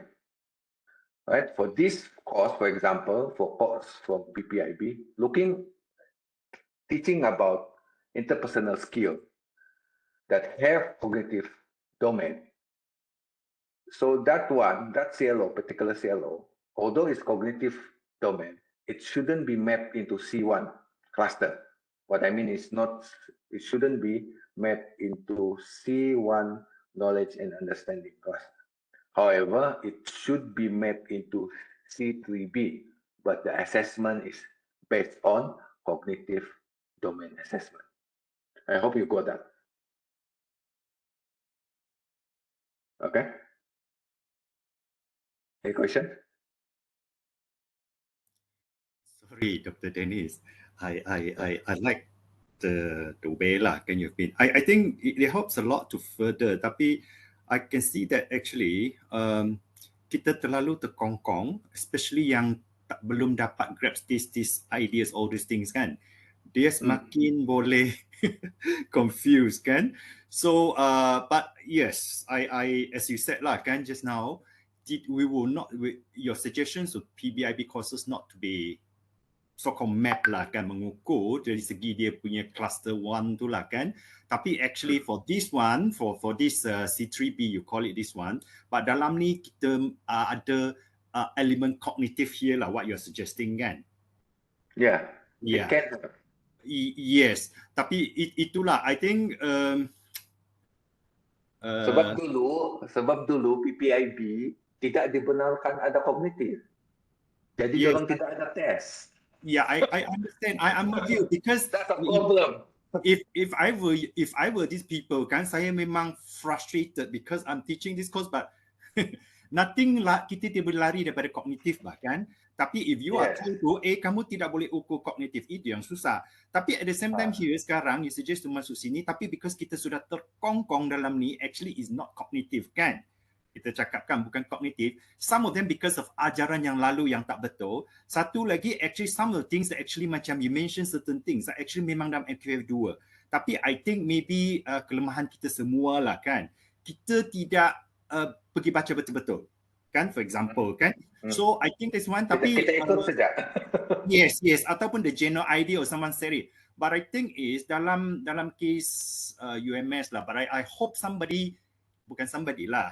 in this case memang PPKA lah, kena lead, because otherwise benda ni, because I think you mentioned just now about the program punya mapping kan, yang kita terkongkong dengan HOTS and LOTS semua benda tu kan, selagi kalau you just biarkan kepada fakulti, biarkan per program masing-masing, saya tak tahulah what is going to happen kan. This is why, but I know, I just imagine if I were you now in your positions, it's the damage control. What has been done, what has been practiced all this while. Tapi I think it should be, the approach should be more systematic way, more structured way lah to address these things. But I'm not, saya tidak akan cadang apa-apa lah, but I think you understand the challenge lah kan. Even the basic understanding pun masih terkiak-kiak, ataupun some people just tidak kisah. So, tapi my suggestion is, benda ni kena, in this case PK kena lead lah to push untuk rectify masalah-masalah ataupun ajaran-ajaran yang tak betul. So somebody has, and it has to be secara rasmi. Kalau if anything, there has to be rasmi, go memo, and best is bukan best lah. We cannot lari daripada garis panduan lah. Benda-benda yang macam ni. Yeah. Sorry, I know I'm putting you a lot of pressure, but I can see that just now you pun cakap pengarah yang baru, pengarah itu lain cerita lah kan. Alright, thank you. Yeah, actually the one of the first step yang PPK buat adalah kami keluarkan advisory note Tarikh. The first one related to how to develop the cost information, cost design. So that one actually clarify a lot of things lah. Dan yang ini like what you said, Dr. Chiu, like still that going to happen lah. We are going to go there. So last time probably PPK try to avoid micromanaging, but it seems we have to do certain extent of micromanaging from this point, so that we can release our inefficiency untuk buat balik-balik bah. So that's the thing that we understand people got fed up. Then cakap ni, lepas tu cakap ni. I got fed up last time, so I got a program for a long time. So every different people will say a different thing. So another thing is you are right. Before we follow, we better go and read the thing, the actual document. So that's I think the main lesson that I learned. Go and read the original document. So like the OBE, I go and read the original document of speeding. For this one, I don't read the novel anymore. I go and read the MQF 2.0. It's no mention about whatever being mentioned in the novel. So using that, MQF 2.0 will be the main reference. Whatever dispute, we go back there and see whatever thing that we can clarify there. So interpersonal skill, it never says, oh, this is effective. Never in the words in there, effective, cognitive, and psychomotor is mentioned in the MQF. It didn't say that. It only says about knowledge, skills, and also competency. Okay, that's right. So thank you, Dr. Xiu. We definitely we're going to do that. And then C3C, communication skill, it goes without saying. Yeah. Sikit tadi yang untuk interpersonal skill tadi yang doktor dah cakap, boleh selitkan apa tu cognitive domain. Kalau macam tu, assessment dia tak semestinya individual jugalah kan? Cognitive mesti individual. Mesti individual. Ya, sebaiknya individual. Sebab kan kalau kita contoh yang ini satu lagi saya tahu banyak yang buat, termasuk saya sendiri, siapapun sudahlah. So kita punya assignment. Kita buat assignment HOTS lah contohnya. Pelajar dapat menyelesaikan masalah secara berkumpulan. Lepas tu student 4 orang ni hantar dia punya assignment. Kan? Jadi kita bagi markah contohnya 18 per 20. Untuk semua 4 orang. Tapi soalan dia, how sure that 18 18 markah itu betul-betul represent the cognitive level of that 4%. Susah. So this is another practice, barangkali yang kita perlu fikirkan juga, whether it's valid or not. So di pihak kami di sini tengah mengkaji benda tu. We don't want to enforce yet. Sebab saya tahu macam PPIB, macam PTPP dan certain kursus-kursus yang mempunyai pelajar yang ramai. Jadi, if we enforce that one, every cognitive aspect of the learning have to be tested or have to be assessed individually, memang ramai yang mengamuk. So, I know that. However, as I emphasize here, if you have to use group grading assessment for your cognitive domain of learning, so you need to have certain measure, certain langkah-langkah lah yang tertentu that try to ensure that all students participate in the group work, make sure the students really contribute to the work. Itu saya perlu dibuat setakat inilah to make sure that your cognitive assessment on that cognitive learning is being taken care in terms of its validity. Okay? Siapa yang tanya tu? Siapa? Ya, doktor, saya. Okey, sudah. Saya harap boleh faham lah, sebab kita tahu banyak ramai student kan. Kita pun paling kepala juga kalau semua assignment kita individu. Ya, itulah. Saya temjaklah terbaik kalau kognitif setakat ni. Untuk kami lah. Kalau kognitif terpaksa lah, kalau untuk kognitif terpaksa kerja berkumpulan. So, kenapa ada tindakan-tindakan ataupun langkah-langkah tertentu lah untuk memastikan semua pelajar itu contribute to the work. So that we can make sure markah yang dorang dapat tu daripada kerja kumpulan itu adalah representing dorang punya actual cognitive level atau cognitive achievement. Okay, saya harap menjawab lah ke siapa. Okay, communication skill sama juga, is the same. Communication skill, it was said to be mainly domainly effective. Tapi it says here communication skill refer to ability to communicate, convey information, ideas, report cogently. Report ini bukan efektif. I have to emphasize that. Report cogently, professionally in appropriate language. So ada bahagian efektif, ada bahagian kognitif. So lupa juga yang sebelum ni. Okay, so the communication must be effective and appropriate forms in various medium to range of audience in different situations. So I can say that communication skills also include cognitive domain, learning domain, and also effective domain as well. So cluster C3c communication skill, same thing. It can also have those learning domain. Okay, these are some of the sub skill, if you may. So these are some of those skills that can be related to communication skill. So this is basically using different medium to convey or to disseminate ideas, information, and so on. So it may include ethics, it may include. But it's basically for me, what I can see here, basically communication skill is the skill related of using languages.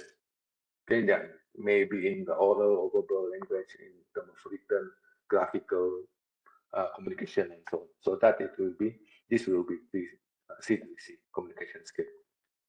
So same thing, do not limit this course related to communication skill into effective skill only, but you can expand to, you actually must have cognitive CLO. Okay, this is the definition. You can look at the novel, but you have to refer novel book with pinch of salt. You have to be selective. So the one that you need to be to make a good to make a main reference will be the QF document. Then you have digital skill. Okay, macam mana soalan? Yeah, I will come to numeracy later on, C3e.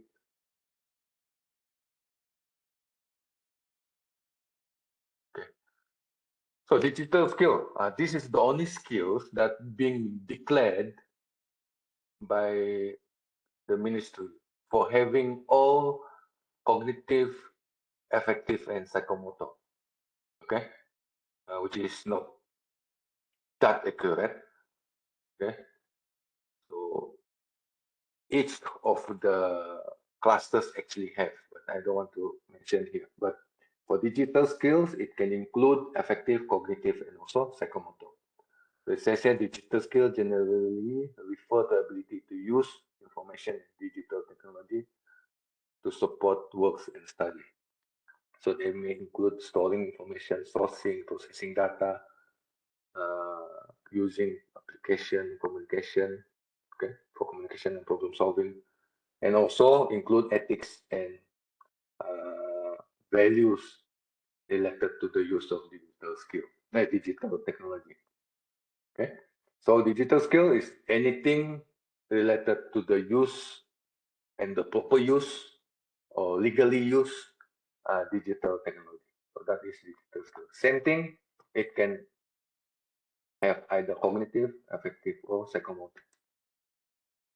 So this is the skills, some skill. Again, it is not being specified here for which digital skill is being emphasized.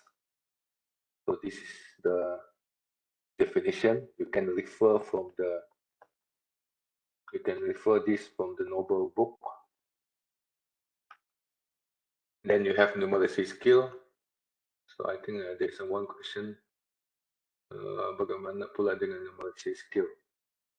Noliana, apa maksud itu? Bagaimana? Is it about the level?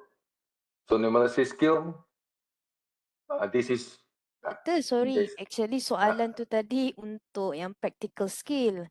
Bila you bagi contoh untuk maths program kan, so that's why you kata dia boleh masukkan kognitif di dalam practical skill tersebut.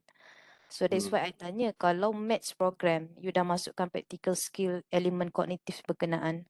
So numeracy skills pula bagaimana? That's the question lah tadi tu. Okay, I think numeracy skill ni banyak kepada kognitif lah. Kan? Melainkan kita menggunakan numeracy skill untuk menggunakan jari lah. Ya, itu yang persoalan saya. Tiada beza lah practical skill bila you masukkan elemen apa tu, kognitif tu. Kalau yang for contoh you bagi math program versus numeracy skill yang ada PLU khas numeracy tu kan. Itu je lah, Doktor. Thank you. Okay. It is same thing lah juga. Numeracy skill mainly kognitif. So kalau ada yang kamu mau kaitkan numeracy skill ini berkaitan dengan afektif ataupun psychomotor, tidak menjadi masalah. Selagi dia betul-betul berkaitan dengan numeracy skill dan boleh dipertahankan lah. Right, so ya untuk numeracy skill, basically bila kamu nampak numeracy skill ini mesti melibatkan mathematics, tetapi dia sebenarnya boleh diperkembangkan lagi. Sebagai contoh di sini, I include understanding of basic mathematics, symbols relating to statistical techniques, data analytics actually, then data reasoning. Data reasoning it can be numerical and also non-numerical for data reasoning. Okay, jadi it can also include text analysis, so ataupun verbal data. So this not limit to mathematical skills only. Okay, but it is actually emphasized here dan disebut.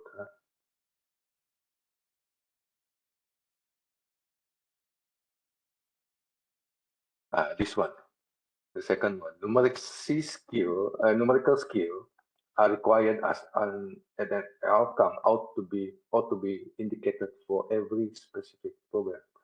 Maksudnya, macam mana program itu, macam mana pun dia tidak ada kaitan dengan mathematics, dia mesti ada numerical skill.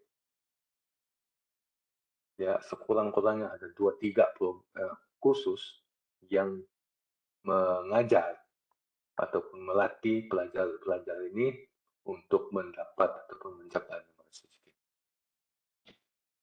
Oke? Macam mana sekalipun dia mesti ada skill ini. Jadi macam data analytics ni saya rasa tidaklah terlampau mathematics pun.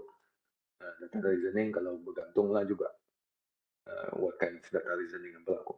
So data analytics, for example, is very less mathematical, but at least they know how to interpret certain graphics, certain graph, and so on. So that is needed for numerical skill. Okay, so same thing. Ini sama juga leadership, autonomy, and responsibility. So the definition is there. You can read from the NQF as well. I think you don't have to to explain further here. So what are leadership, what are autonomy, what are responsibility. So it's basically like this. Leadership is about managerial capacity. So it's how you manage people and how to lead people. Autonomy is about how you're going to make decisions, setting goals. Usually, not only for yourself, not only for others, maybe for also for self, for the student himself or herself. Then that is autonomy. Then the third one will be responsibility. Here is about really concerning about the accountability. Okay? How accountable, how responsible a person is. Okay, so this is the 3 things. Basically, these are related to effective domain, effective learning, but it can also have cognitive domain as well. Okay? For example, students can state what type of leadership, what kind of autonomy, what kind of responsibility that a leader should have. Okay, so these are the sub-skills, or what they call as attribute. So I don't like to call it attribute. This doesn't look like an attribute at all. So this is the skills, sub-skills under these 3, under C3. Okay, I think the more further is going to be clearer. Then you have personal skill. So how are we going to differentiate between interpersonal and personal skill?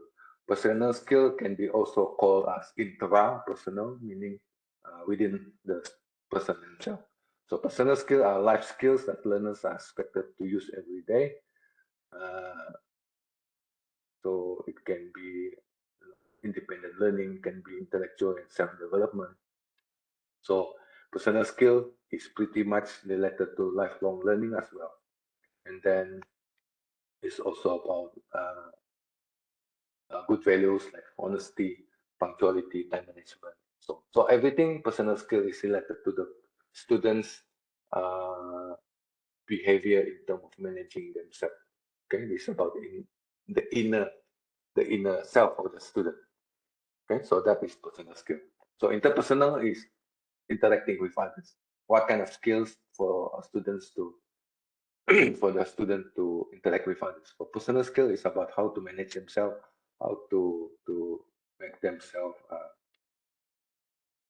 become well-being after that. So that is personal skill. So this is some of the skill. It says intrapersonal here.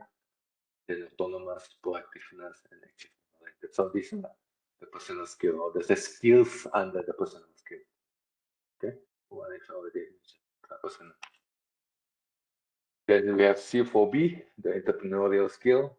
Again, the previous one, same thing. We have knowledge, we have cognitive, and also we have affective. Same thing with here, but this one is the most obvious one. It says entrepreneurial skill requires the level knowledge, skills, and expertise. It's already saying about cognitive knowledge about entrepreneur. So you have to admit that certain skills in the entrepreneurial skill is actually cognitive skill. So we have to hook by hook, we have to use cognitive assessment related to entrepreneurial skill. Okay, so it says that important personal qualities will include creativity, grit, and drive. It says here also the drive to be entrepreneurial is set of personal skill, but also require the requisite of relevant knowledge. Okay, again, it emphasizes of cognitive. It's the same thing actually. Okay, so it's basically you have knowledge and cognitive skill as well, and then functional skill. So entrepreneurial skill should not be limited into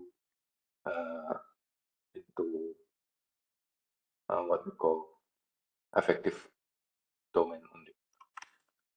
Okay, so these are the attribute. They call it attribute, but it's much better to be called as sub-skill.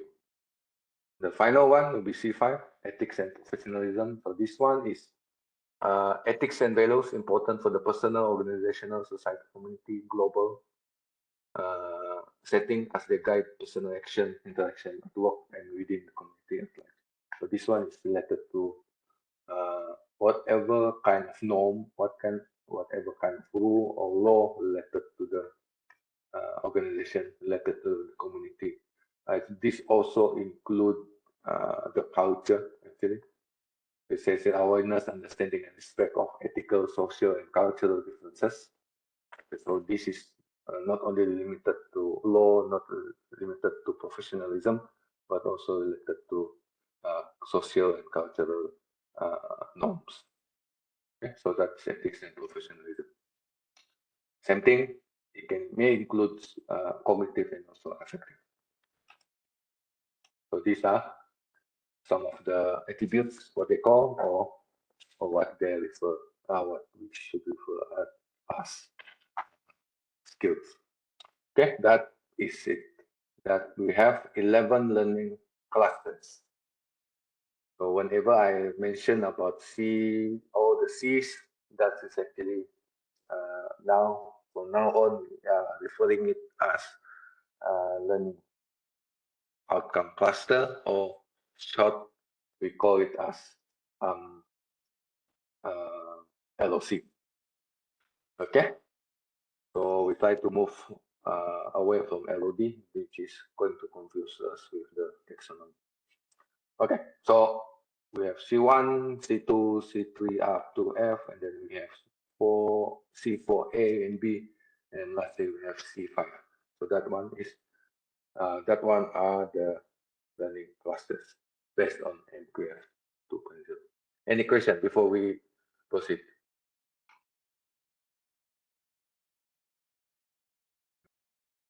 Ada soalan di sini. Bolehkah personal skill dinilai melalui grup assignment assessment? Boleh. Bergantung kepada personal skill tu. Kalau personal skill tu berasaskan ataupun merujuk kepada efektif. Kadang-kadang kita akan nampak efektif itu boleh dinilai melalui grouping actually. Tapi by right kan semua individu. So you need to have certain measures to make sure kamu punya assessment tu membolehkan pelajar itu menunjukkan kemahiran tersebut secara valid ya. So you can use group assignment or group assessment, but it's much better you can specify what kind of personal skill. So personal skill kan personal di dalam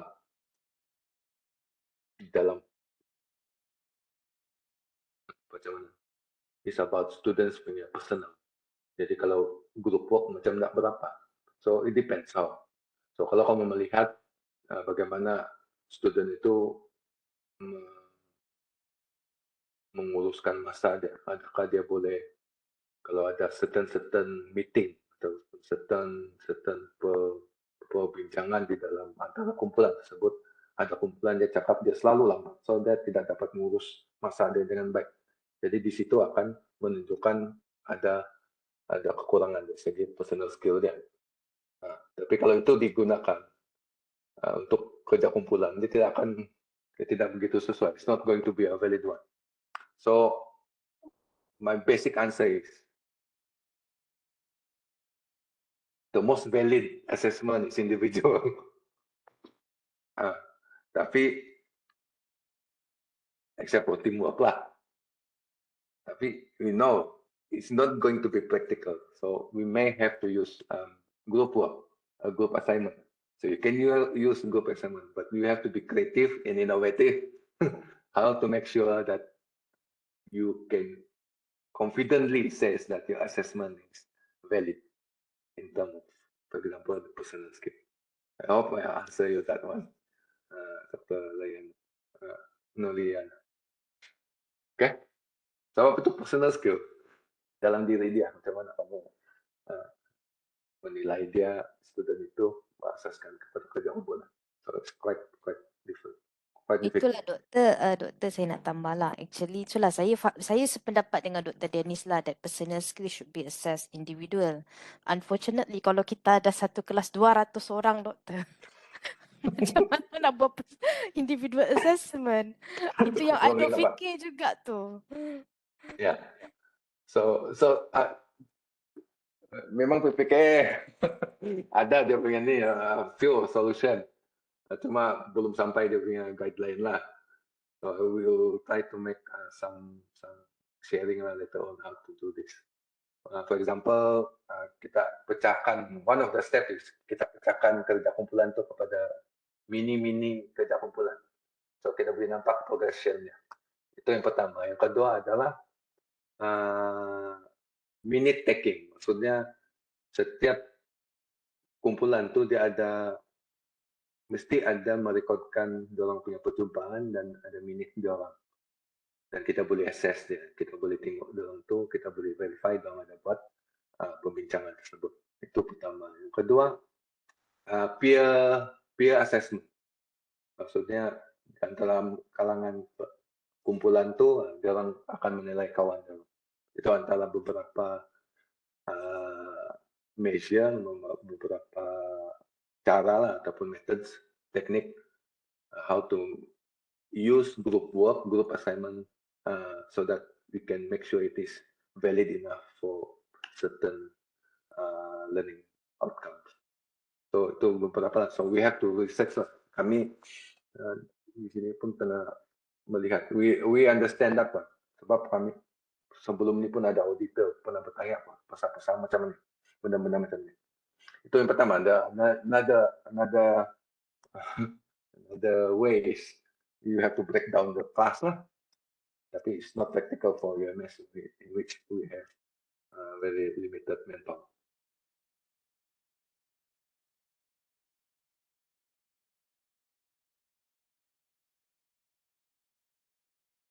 Okay, Dr. Jun cakap guna peer assessment dan memang menyakitkan especially kelas besar, betul? Itu okay, boleh juga. So it's basically how we have to think of it lah. Dan sebagai contoh dia another ways like kadang-kadang kalau contoh lah ada 10 kumpulan, so we cannot be able to be in that group punya perbincangan in one go. Tapi kalau contoh gunaan MS Team, and then students are required to record their conversation, record their chat in the MS Team, and then they have their own video. So actually we don't have to be there sekaligus, stimulus sekaligus lah, maksudnya serentak. Maybe after that, MS Team kan dia automatically post all the records of the meeting. So you can go and check siapa yang mengambil bahagian. You can check on that one. But kalaupun mau cek 100 orang, tidak payahlah 150 pun sudah sakit tengok setiap orang tersebut. So we try to go we have to, of course, we have to compromise certain degree of validity, but to increase the practicality. So that one is going to have a give and take lah. Okay, so for now, our center will not impose every every assessment has to be individual. So that's going to be difficult. Okay, Denis. Okay, ya. Kalau saya boleh mencela. Boleh, Dr. Jun, I just want to share my experience lah kan in dealing with the personnel. Contoh dia leadership and teamwork. So dulu saya for teamwork, for example, and leadership saya menggunakan peers review tu. The problem with peers review, bila kita buat form tu, I use the Excel. Tapi kita nanti macam dalam satu grup tu dia ada 5 orang. So 5 orang ni A menilai B, A menilai C dan sebagainya. So bila kita try cari markah tu memang sangat menyusahkan bagi kita lah. But we have to do lah. Then bila kita come nanti hasil dia macam lebih kurang sama saja tu. Sebab tendensi diorang mau bagi markah semua yang sama. Beza dia means kita punya it's not worth it bila kita spend masa untuk buat tu kan. So bila ada MS Teams ni, I use the MS Teams. So saya break diorang menggunakan let's say my class tu, kelas saya normally minimum saya ada 20 group. So 20 group tu saya break di dalam MS Teams. Dan saya pastikan saya juga member di dalam group tu. So let's say in each group dia ada 5 orang. So for example if we are talking about leadership, one of dia punya sub attribute adalah dia changes of roles tau. Dia tidak boleh roles dia orang yang sama menjadi leaders. So dia perlu change of roles. So dia ada sub attribute kan. So kita tengok attribute leadership or teamwork tu di dalam ICGP rubrik tu it's very clear. So what I do, for example, kalau ada 5 orang, minimum mesyuarat yang diorang perlu buat secara online, MS Team dia record kan, minimum Automatic adalah record. Ya, automatic record. Minimum meeting adalah 5 kali yang berekod. Kalau diorang mau buat 10, 20, it's up to them. Tapi minimum adalah 5. So dalam 5 ni, diorang kena tukar roles. Itu kalau untuk leadership lah. So make sure kita kriteria diorang tu, kita sudah highlight mengikut attribute yang kita akan nilai. Either for teamwork or for the leadership. So what I do, saya ada my own form kan. So daripada buat peer review tu, I spend a lot of time untuk check balik average markah apa semua. So I just spend masa saya observe perbincangan di dalam yang MS Team tadi itu. Saya rasa itu lagi memudahkan. So through the observation, so which scale that this student belong, which scale that this student belong. So I think the MS Team tu sekarang ni lebih memudahkan. Dan student pun bila dia satu saya minta dia MS Team untuk record, dan satu lagi is the meeting log. So the group assignment tu saya menggunakan the report of the group assignment is for the communication skill which is written. Okay, so itu biasa 10 markah. Then for the teamwork tu is 5 marks. So teamwork tu is the observation. Observation yang saya buat tu lah. So observation tu markah dia is individual punya markah lah. Tidak semestinya sama. So dalam report tu saya minta dia buat meeting log. Yes, dia minta buat meeting log. So meeting log tu bukti dia adalah yang di dalam the video lah. So memang I do like that one. So that one I think kita boleh buktikan. So much better you guna MS Team lah. Ini pandangan saya secara peribadi lah. Thank you. Okay, thank you Dr. John. Actually memang MS Team tu banyak memudahkan kita lah. Cuma it's still involve a lot of time. Going to use up our time to say. So we have to can reduce on that one at the same time we try to make sure it's valid. Another yang saya ingat another method dia adalah interview. The method adalah interview. Maksudnya satu kumpulan ataupun beberapa orang tu dalam kumpulan tu kita interview dia to check just to check the peer assessment just to check whether everybody have done their role to another method. Okay, to guna interview, so dia face to face ataupun online interview, ask them what they have done and so on, and then cross check with another lah. So macam police punya interrogation. Another way is another one is using tests. The test is not about the content, but it's about what they have done in terms of their project tersebut. So that's a few methods lah that can be used.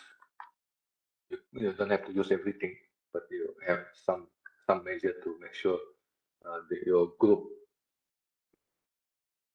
assessment is valid. Okay, so kita tengok learning domain. So learning domain ada 6 campur 5 campur. I got this thing very fast. I think you know already. So a bit of a history of Bloom's. Okay, who is Bloom? Bloom's is actually I'm not sure whether he is a psychologist or not, but he is in the education. Okay, for one of the education department, go and get him consultation with him to do some research. What kind of learning objective? Last time they call it teaching objective. So they done their research and then they propose that there are 3 types of learning domains. So Bloom's and his colleagues, okay, so identified 3 domains of learning, which is now we know as cognitive, affective, and psychomotor. The first learning domain that they have come up with a report is the cognitive one, and then the second one, affective. Actually, psychomotor come much later than what they have done. Okay, and that it is Simpson come up with a taxonomy related to psychomotor. Okay, so Bloom's and his friends, his colleagues come up with cognitive and affective. Okay, so basically Bloom's related closely to cognitive taxonomy, and then Rabu and Bloom's actually colleagues. Rabu come up with the affective learning domain, and then the last one will be Simpson. So Simpson and Bloom have nothing to do with each other, actually. Okay, so the learning outcomes here categorized according to these domains and then according to level. That is why when we have level, then we have taxonomy. Okay, so we have taxonomy. So we have cognitive taxonomy, we have affective taxonomy, we have psychomotor taxonomy.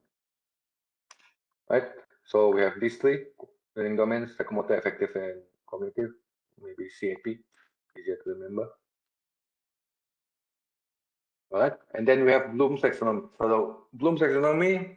So when we say Bloom's taxonomy, is actually referring to the cognitive taxonomy. Okay, so Bloom taxonomy or Bloom cognitive taxonomy, we can also say Bloom's cognitive learning domain taxonomy. So it's too long, so we just call it Bloom's taxonomy. So Bloom's is related to cognitive domain. You know, I think most of us already understand what are these. So we have knowledge, understanding, application, analysis, evaluation, synthesis. Some use different words.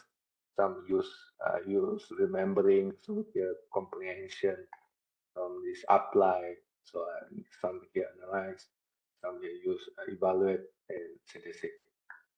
So it depends on how we're going to look at it. Okay, whatever it is, we know that knowledge is knowledge. Understanding is a different form of cognitive level and so on.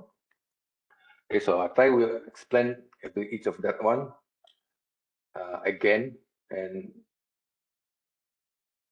I try to compare what you understand, make sure it's still aligned with what you learned before this. So CT1. So I'm going to use CT1 here. It's referring cognitive taxonomy 1, level 1. Or this is referring to the taxonomy. Okay. So all the C's before this that I've used are referring to clusters. Okay. So don't blame me. Blame MPA for that one. They use the different coding. Okay, so knowledge level refer to cognitive process to remember or to recognize information, terms, facts, and so on. Okay. So the response of test or assessment or level of question knowledge only requires recollection without modification. Means if you tell students A, so they need to respond A as well. Okay? If you train them to draw a certain way, so it's supposed to give you the same thing. So that is knowledge. Okay, so these are the types of assessment item for knowledge level. So it's either recalling easily, selective recall, okay, meaning there's no the modification if your MCQ. So you have all the keywords in the options, okay, or the choice of the question is exactly similar from the what you have taught them. So all of these are just making recalls and making choice without much processing of the item or the assessment given. Okay, so that is CT1. So there are 3 types of assessment here. Recall easily, selective recall. You're being selective, that's like the MCQ. Recall and make choice based on choice. So that's one use of MCQ. Okay. Then you have comprehension. So comprehension is slightly different in terms of knowledge. Knowledge is same, A to A. Okay, if you have a black A, and then you can have a black A as a response. For comprehension, slightly different. So here is the ability using previous obtained information in different form. So if you look at this, knowledge is usually looking at one thing, one knowledge. Here, comprehension is one comprehension, one unit of information, or one unit of facts. So here is using in different things. So meaning to say here, students at this level should able to organize, translate, interpret, meaning to say that they can use different form of representation of that particular fact, particular theory. So if the theory is a form of graph, and then it can interpret it into a different form of graphic, for example. So when students understand certain fact, it can use the fact in different format, in different form of representation, okay, or in different form of language, or in different way of statement, okay. So that is comprehension, being able to interpret, being able to explain, or being able to describe a certain fact or information. So that is comprehension, one thing. Okay, so CT1, level 1, taxonomy and Bloom, and CT2, comprehension is still using one thing. It referring to one thing. So if you want to ask students, okay, explain this concept. So we are only asking them one thing. So these are the type of assessment for CT2 level. For example, give definition in own words, give the meaning of phrase, form, picture, graph, and so on. Okay, summarize a story or essay. Usually one story, short one, not too long. That's summarizing. Distinguish between two or more things. You can see the difference between two object or two concepts and so on. Then compare two phenomena based on something, some other thing. Sorry about that. Then compare phenomena in general. That is comprehension. They can compare, they can interpret, can re-represent the facts. So that is CT2. For CT3, application. So application is, you have to remember, it is a competency to apply single knowledge in a real or different situation. Okay, or I can say here, to use a certain knowledge, certain principle, certain law, certain fact, okay, use that, apply that knowledge into a real specific situation, a real example, or one example. So real situation, real example, real or specific way. So usually application will produce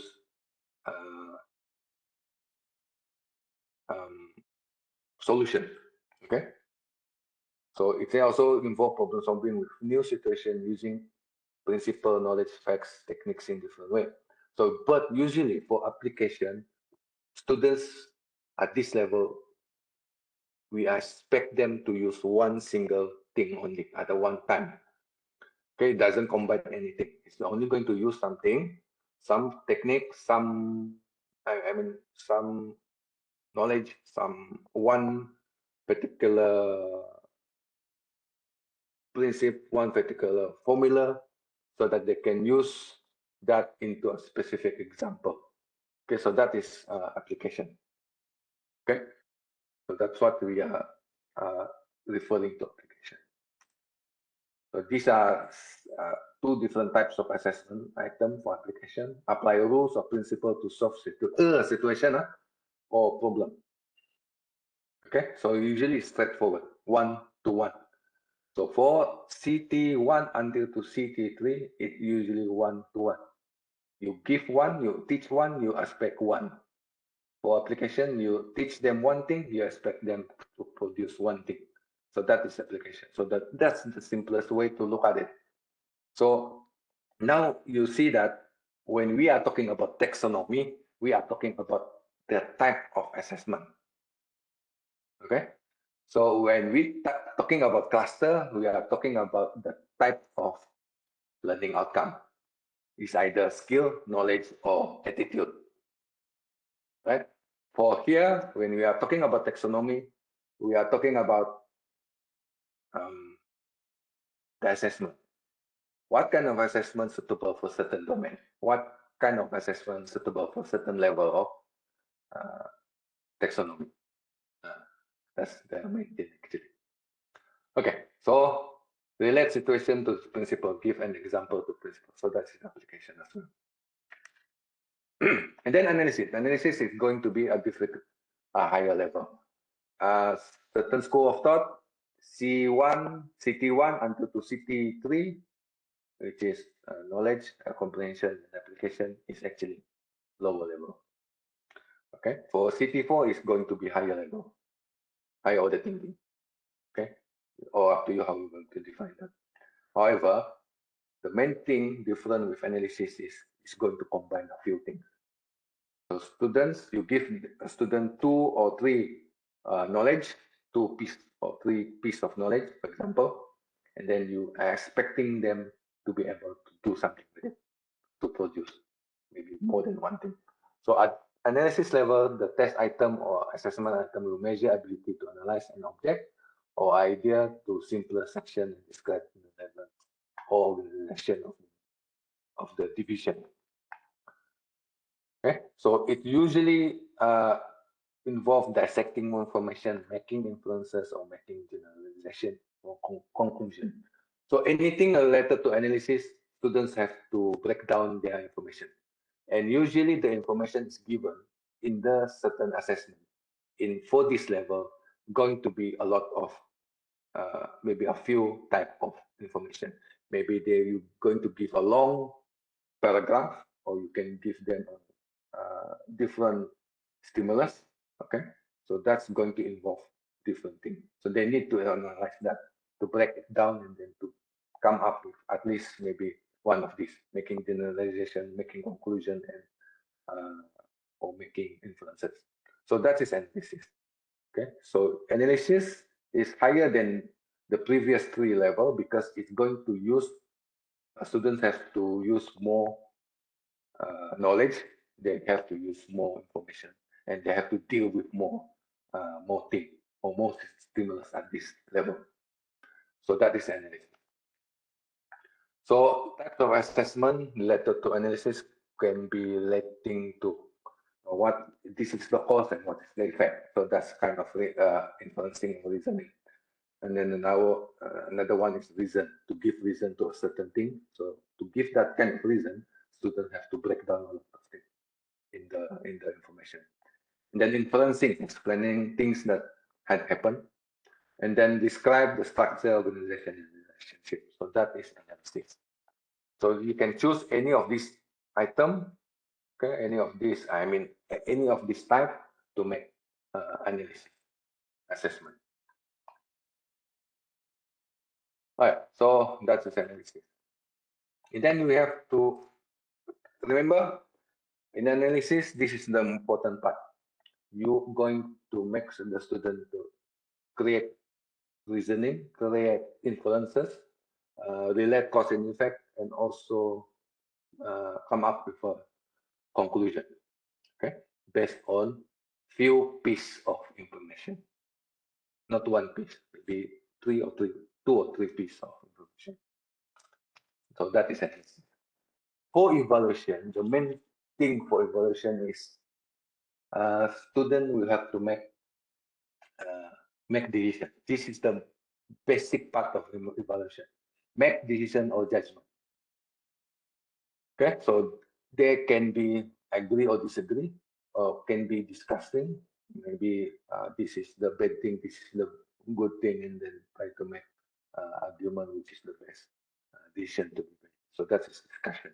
And then to give criticism or comment on adequacy, truth, or interest of a statement. So that is evaluation.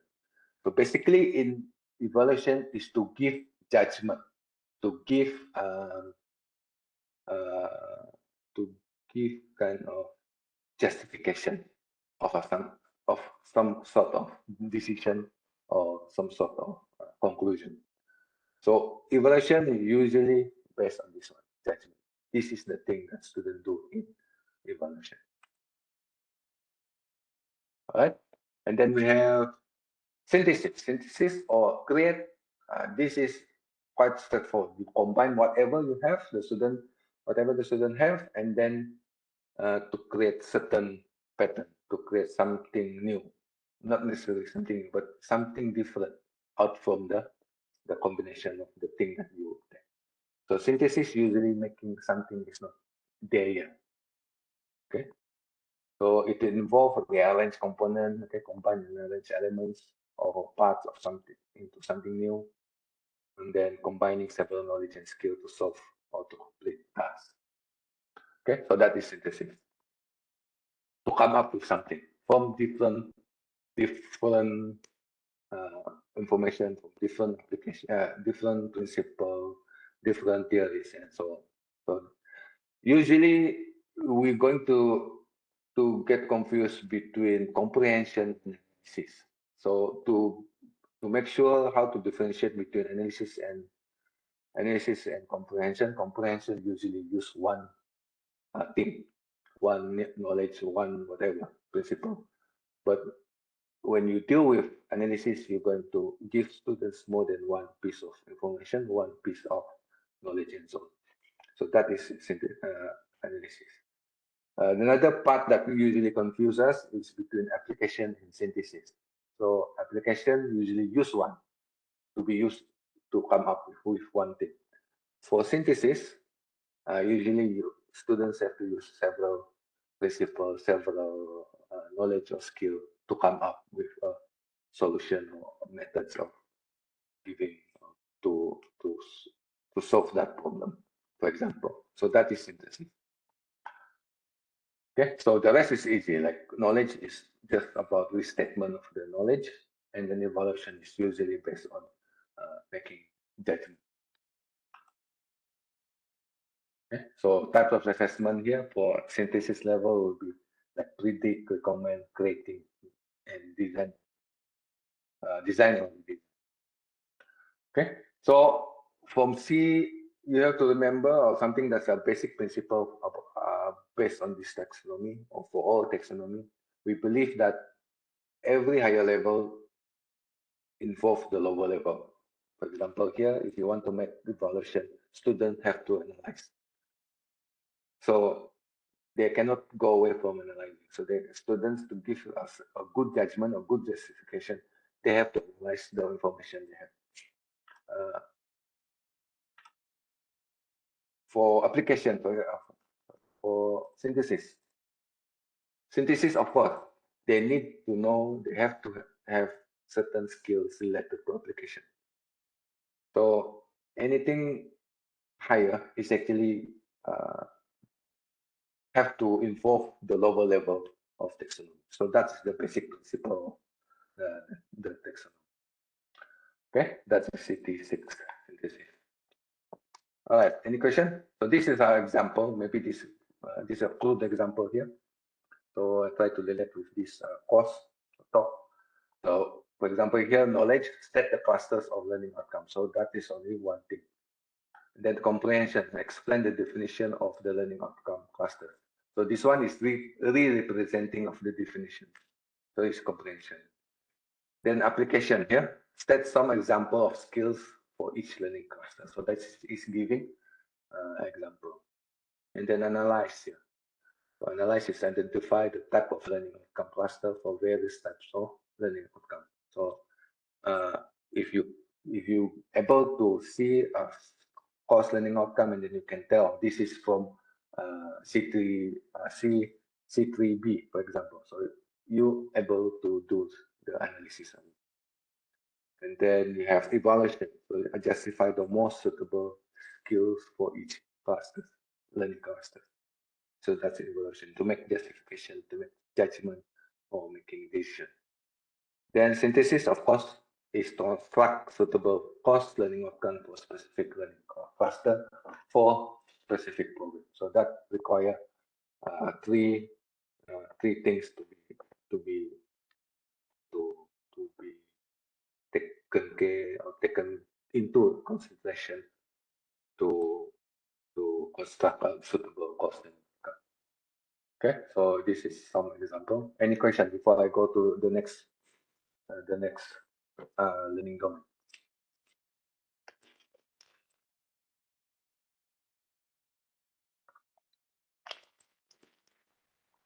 So, okay. This is quite clear. Effective also the same.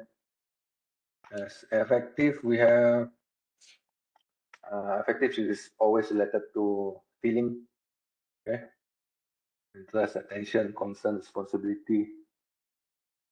Yeah. So this is all related to behavior. So effective will refer to class who effective taxonomy. We can use other things, but I think it's much better to use effective taxonomy because we are already familiar with it. For class who, we have 5 levels. We are receiving, responding, valuing, organization, and then we have characterization. Okay, so ada 5. We have 5. Yeah, I think I don't want to read first. So there are few categories of each of the level. For class 4, for example, receiving, we have awareness, willing to receive, control, selective attention. Okay, so that's receiving. There's another category, acquaintances in responding, willingness to respond, certification in respond. So that is responding.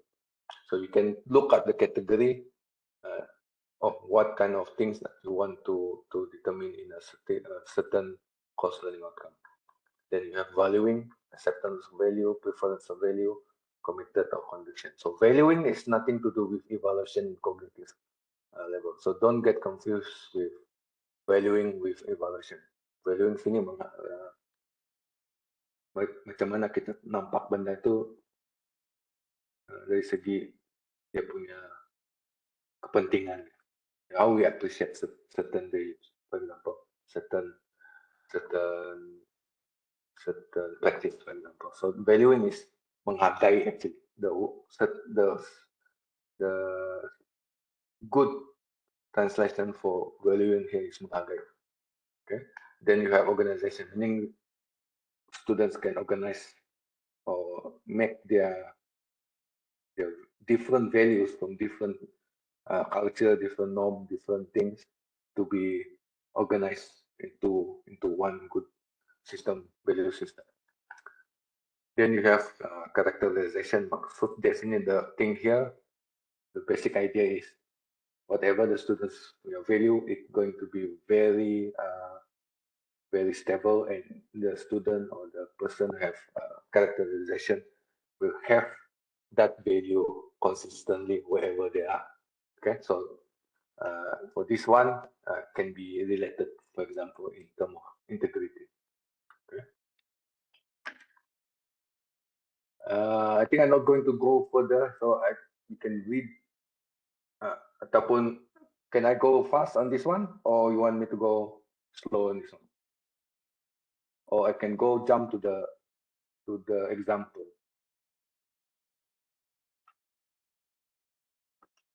Go jump to the example. You can read that one later. Okay.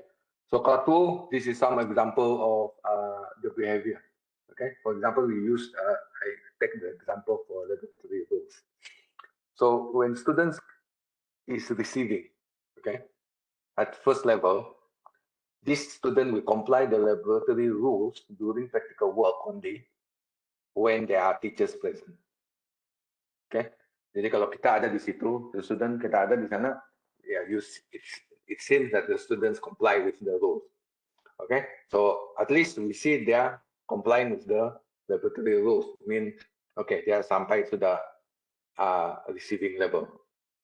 If they still cannot comply with the laboratory rules, even you are there sitting there and screaming up them to comply the rules, they have not yet up to this level even. So that's the first basic criteria. So then we want to see whether they are responding. So if you leave the laboratory and then the students still comply the laboratory rules without supervision, at least they already reach this responding. Okay, dorang tahu ada rule di laboratory tersebut, so they are complying the rule. All right. Okay, so that is responding. But you want to see whether the students have the third level valuing. So you need to ask them. You need to know whether they understand the importance of complying the laboratory rules. Okay. Same thing, the same principle. This lower level have to contribute to the higher level of taxonomy. So if the students understand the importance of safety, so meaning to say that they know the safety is important. The importance of the rules, laboratory rules, is actually related to the safety, in which the safety is important in terms of the safety of themselves, the safety of others, and the safety of the building. So they know, we can say that the students already come to this level, reach this level already. They can value the rules already. Okay, so that's effective level 3. And then organization. So when this is quite difficult already. That's why sometimes you want to go for level 4 and level 5 for effective. It's quite difficult. So you have to be with the students 24 hours. The only person who may able to answer you level 4 and level 5 is their parents or their spouse. Okay, so like for example, your organization practice fire safety at home. Seems they understand the rule, and then they understand they can value the importance of safety. They also practice it in different places because they have organized, they have intertwined their own values with the laboratory rules. So they integrate their values with the rules in the laboratory. So they have organized the rule and be able to use it somewhere else. So that is the 4th level of effective. Okay, so the highest one, this is quite difficult. How are we going to make sure of this? so So the only way for us to make sure this, you have to go and follow the student 24/7. For example, you have to make safety first as a main concern of decision making. So, meaning to say, the safety, the awareness or the belief on safety will be something really internalized by the student, and then everything that he or she make in terms of making decision, whatever they want to do, so they will think safety first. So that is become their character. So safety become their character. So wherever they go, wherever they go, whatever they do, whatever they are working, so they will exhibit the same behavior, right? So that is the highest level of effective. Okay, so I hope I can really picture this thing for you in terms of the level. So don't go for this level, it's too high and for it's quite difficult for us to prove that student can do this. Okay? Any question? Tutup kelas. Dr. Denis. Yeah. Okay. I think it's true lah kan, some of the things ni memang susah bah nak apa kan, tapi I think in general what is being practiced is actually we emphasize very much in terms of when it comes to vetting and everything lah, the cognitive kan.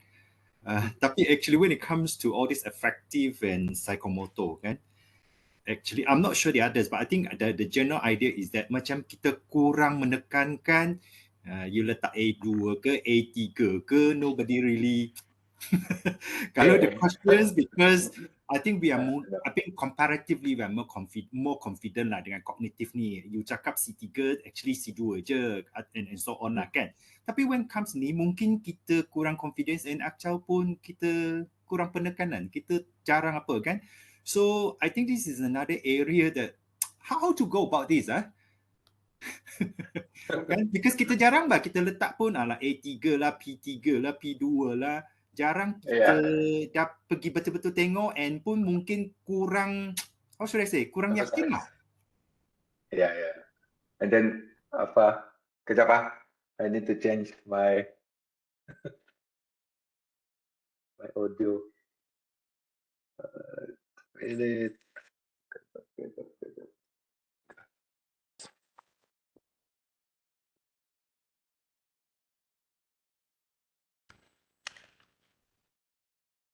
Sorry ya.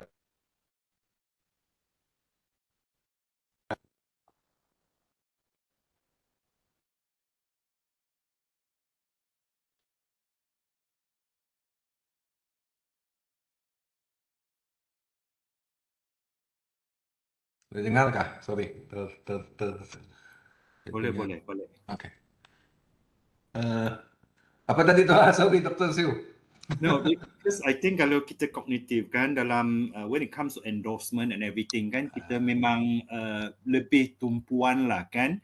Kita memang cakap ini tidak ni, you claim to be C4, actually when I look at it only C2 and so on lah kan. Tapi when it comes to all these psychomotor and affective kan punya domains ni kan, jarang kita bagi penekanan sangat, mungkin because of kita kurang yakin ataupun kita memang cara apanya tidak begitu meletakkan begitu penekanan. Because the reason why I'm asking is because when I look at it, right, when it comes to masters and cognitive lah kan, when we look at masters and undergraduate level, kita cakap master sudah apa ni, how can you still banyak lagi yang C1, C2 contoh lah kan, or it should be C4 and so on kan. Tapi when it comes to all this psychomotor and affective punya domains kan, itulah kadang-kadang saya nampak masters pun sama juga, A2, A3 pun ada juga di sana kan. So ini just how your take on this lah, ataupun your thoughts on this lah, and how do we go about this? Yeah, actually dari dulu saya selalu gaduh ni rasa KP. Why we are too much emphasize on the final exam saja, kita buat weighting final exam, kita weighting apa semualah for final exam. But final exam about 60%, 40% lah aja. Padahal yang 60% tu maybe involve this learning domain. So I think we still have not go through that kind of practice to verify, to vet all of our assessment method, including the rubric or including the level of assessment and the level of course learning outcome that we put here. So saya akui lah memang kita belum sampai ke peringkat itu. So I think that's part of the center to educate, to share further about these two taxonomy and how to go about with it, how to see. Okay, for example, this. If I close this part. Okay, for example, we cover this one. How we're going to see whether this is actually organization level, how we're going to say that this is valuing level. So itulah memang sekarang masih lagi kita tidak begitu jelas ataupun we are still I hate to use the word incompetent, very competent on this part. Yeah, kita masih belum. I'm going to admit we have things to be done now for this one. So masih jauh lagi kita untuk yang inilah. So Dr. Siu is very good input lah for me to look on this. How we're going to, macam mana mbak kita mau cek benda ni? Yeah, because I've been thinking lah, tapi I can see juga itulah tadi kan, sorry if I kadang-kadang saya ni bila saya cakap ni I speak my mind terus bani kan, janganlah terasa apa-apa, because kadang-kadang saya fikir saya bimbang juga because of to some extent saya rasa kita, you just use the word incompetent lah kan, betul lah kan, tapi I think okay, how do we move from here lah? Saya punya pendekatan di sini kadang-kadang lah kan, I think sebab kita saya nampak ada yang some okay, the basic principles are there, the basic concepts are there, some of them advanced kit, but actually more worrying is actually some people actually they don't even know what the domain of effective domain is, what psychomotor domain is kan. So mungkin itulah saya lagi cadangkan memang we have to be more systematic way lah kan to push for this. Saya cadangkan supaya kita get the basics right first before trying to be so ambitious going to terlalu advance. The advanced ones mungkin contoh je kan 0.5% yang dapat. Tapi because of advanced, yang basic tu 90% tidak dapat. Just mathematically lah kan.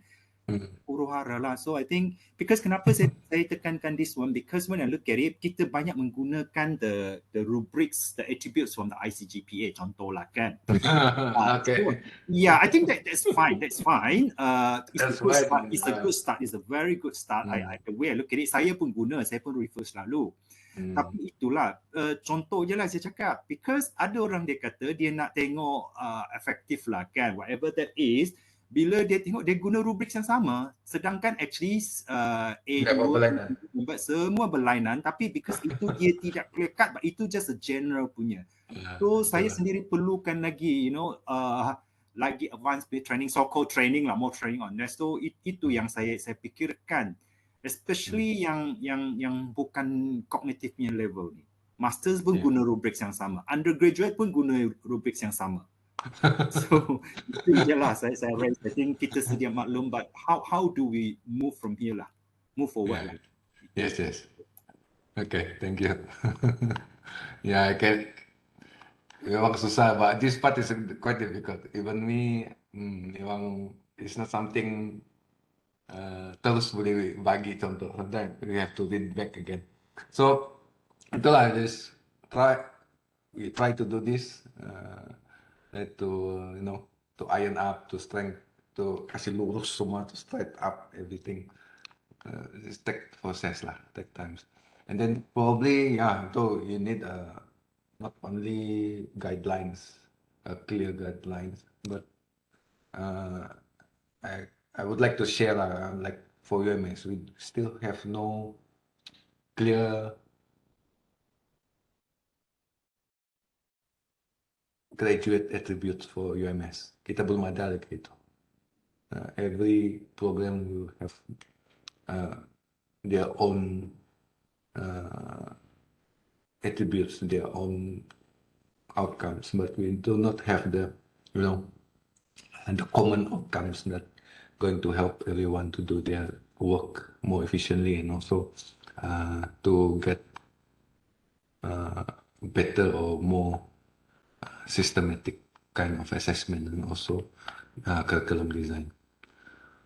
Alright, so I go fast on this one as well. Psychomotor, I just want to emphasize here. The psychomotor is entirely different with practical skill, but they are related.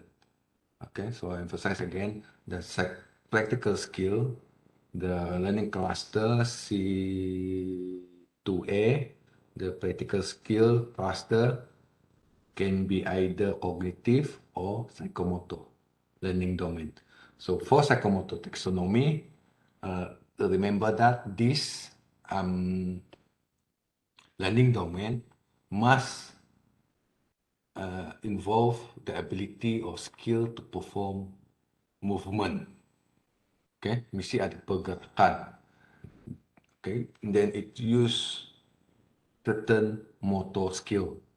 So it has to be related to motor skill. Maksud dia, it has to involve our muscle. Okay, dia mesti ada.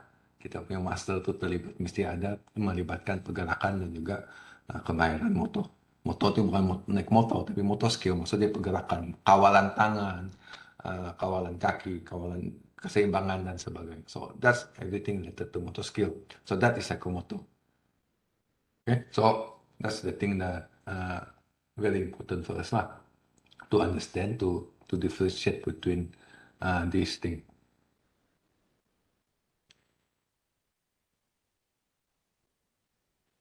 Nanti saya tamu.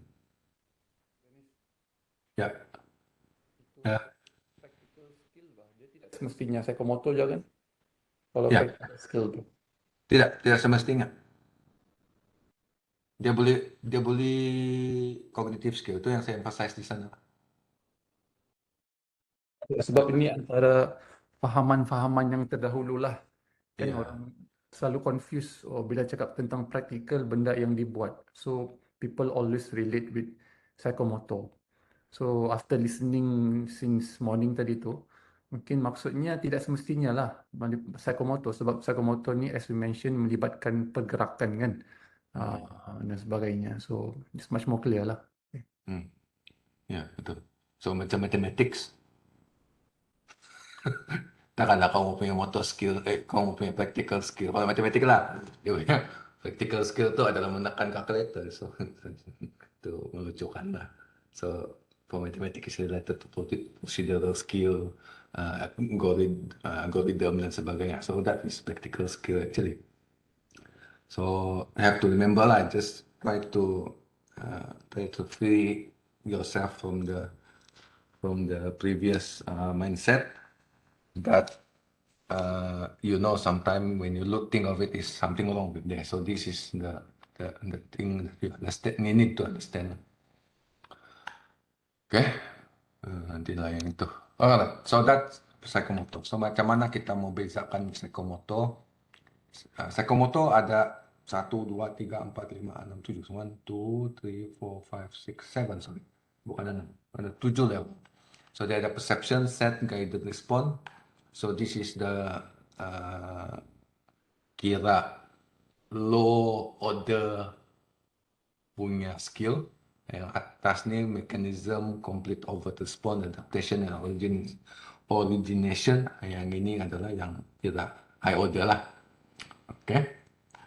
So kita ada perception, set, guided response, mechanism, complex overt response, adaptation, and origination. Okay, so itu psychomotor. Semua melibatkan pergerakan. Okay, jadi bila kamu tahu apa taksonomi dia, secara langsung kamu pun terus tahu apa dia punya assessment method yang sesuai.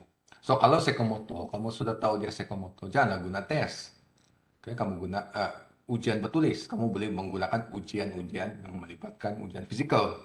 Tapi janganlah pula menggunakan ujian bertulis untuk psikomotor. Kamu boleh menggunakan, you can use observation checklist, for example, for psychomotor learning outcome. So that's why taxonomy will usually determine your type of assessment. Okay. So saya mau jelaskan ini satu-satu. You can go and read this later on. Saya akan bagi juga nih slide ini. Okay, so I give you an example here. The example is about driving. Okay. So my example here is about driving. Everything is about how to use driving. If you think about driving, okay, then you have actually semua ada. You have cognitive learning domain for driving. You have affective learning domain for driving, and also psychomotor. So this part is psychomotor learning domain for driving a car, for example. So, for example, here perception. So perception, one of the example here, hitting the car brakes when being told. So itu dia akan dia ada stimulus, respon. Dia ada stimulus, respon. Okay? Jadi itu perception. Dia tidak akan berfikir banyak. Jadi bila dia akan brake, so dia akan tekan brake. Jadi contohnya dia ada instructor brake, dia baru dia tekan brake. This person cannot make their own decision, cannot make their dia tidak akan tekan brake itu selagi tidak diberitahu. Okay, so that is perception. The second level is set. Jadi set adalah di mana seseorang itu boleh sudah membuat respon tersebut, behavior itu tanpa diberitahu, without the stimulus. So dia akan hit the car brakes when necessary. Bila dia tahu, okay, I need to slow down here. So maksudnya ada sudah tahap pemikiran yang berlaku. Tapi kita merujuk kepada set di sini adalah dia menggunakan brake tersebut, hitting the car brakes when necessary. Okay, itu adalah set. Itu berkenaan dengan brake. And then guided response. Guided response maksudnya respon yang ditunjukkan oleh seseorang itu, respon that's being performed, being shown by that person or that student, is being guided by instructor or by someone who are having more expertise. Jadi sebagai contoh sini, parking a car. So as long you park a car when you are learning last time, as long when we park the car and then the instructor is near to you, and then he or she explain you how to do the parking and step by step, one by one, and then do the practice with his or her instruction or her supervision. That is guided response. Okay, so meaning to say we cannot do it on our own. Okay, so that is guided response. Kita masih lagi perlu bantuan, masih lagi perlu tunjuk ajar daripada seseorang. Right? So that is guided response. How to do it correctly. And then once your instructors is out from the car, and then you can do the parking correctly in that particular environment. Contohnya, you are doing parking car in the driving school. So that is mechanism. You can do that. You can perform the parking car.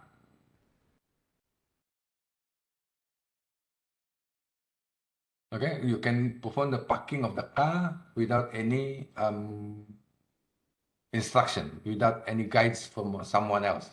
So you can do the parking correctly.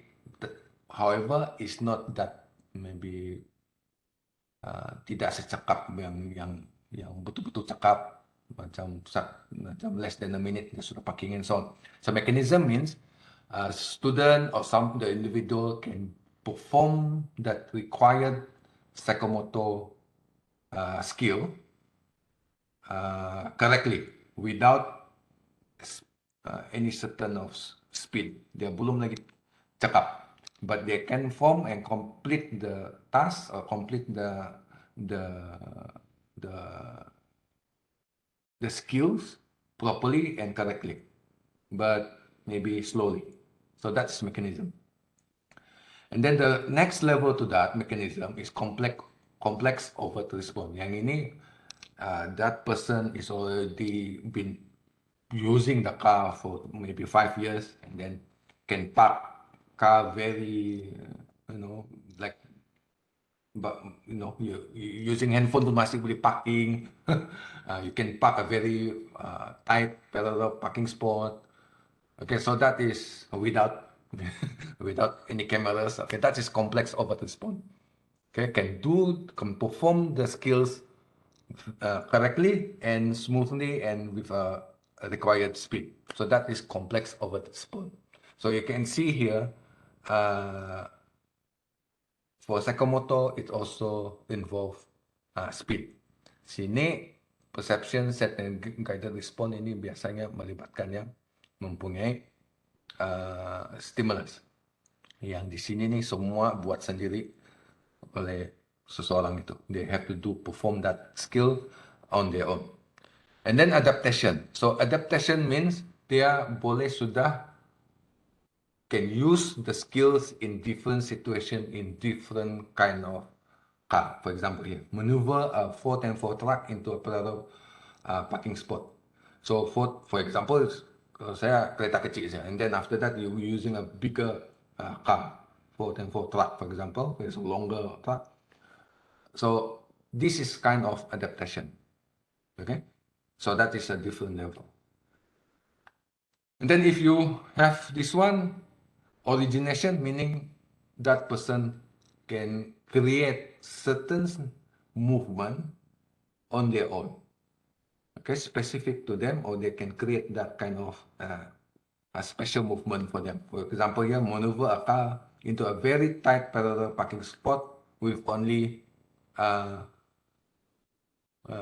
maybe without any kind of, very easily. Kalau kamu pernah nampak, nanti saya kasih tunjuk lah video tu. So a stuntman can park the car without using the usual procedure. Just park the car like, just go in and make the turn, very sharp turn. Okay, so that is origination. So origination means here is like creating a new movement. Okay, adaptation, using certain movement into a different situation.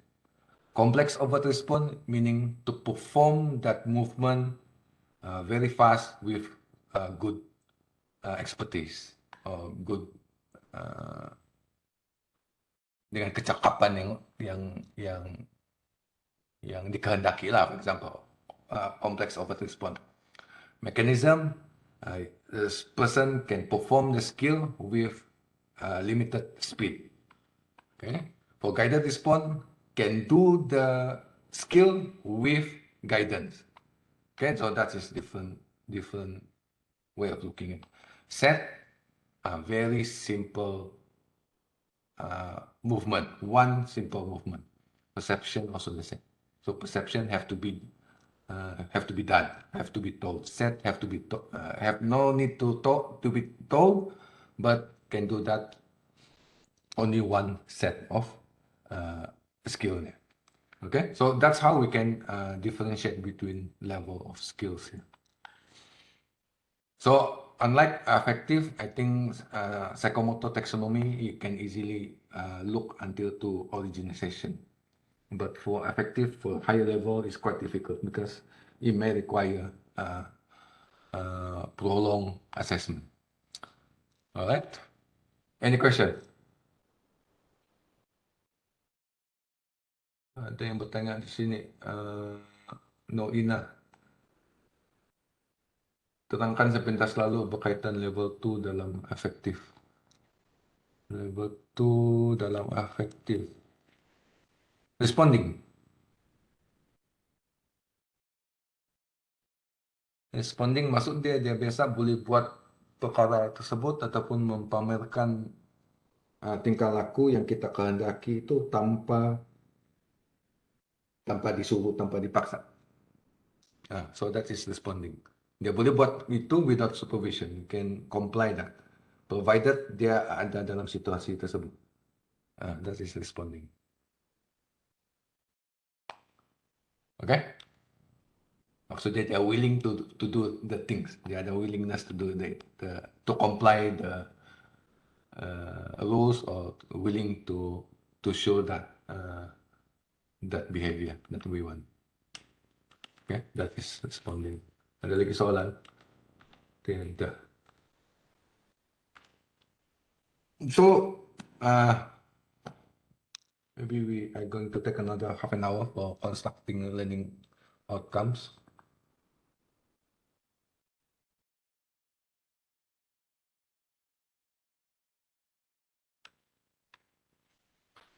All right. So you know already we have PEO, PLO, CLO. I hope you know that already. So I think I explained this one already. The previous one. PEO is about what kind of profession that graduate will achieve or accomplish within 5 years. Usually it will involve adjective, what kind of graduate, right? So it usually link between PLO and OALC. That's a PEO. And then PEO usually can link to the mission of the faculty and so on, the goal of the faculty. So these are a few examples of PEO develop. So I think I mentioned that to develop. So this verb is explaining or telling us about the program intention to develop high competent, the adjective or the engineers. So that program is to produce, okay, high competent engineers. For example, here to produce innovative technical leaders. So in that program, they want to have technical leaders. That's to produce. So what is the intention? What is the objective of the program? So usually PO will explain that one, will show that one. Then we have PLO. PLO, the abilities of cognitive, psychomotor, affective of graduate that can be demonstrated by the time of graduation. So you know about that one. So usually PLO must, not usually, PLO will based on the learning outcome clusters. Okay. So, 1 minute.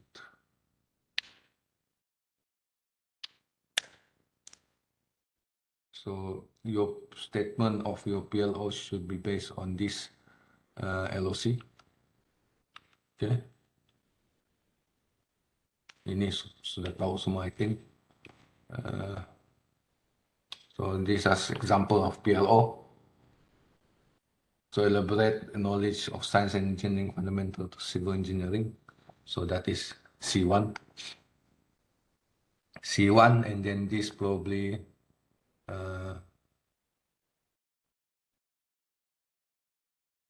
ini apa? CT.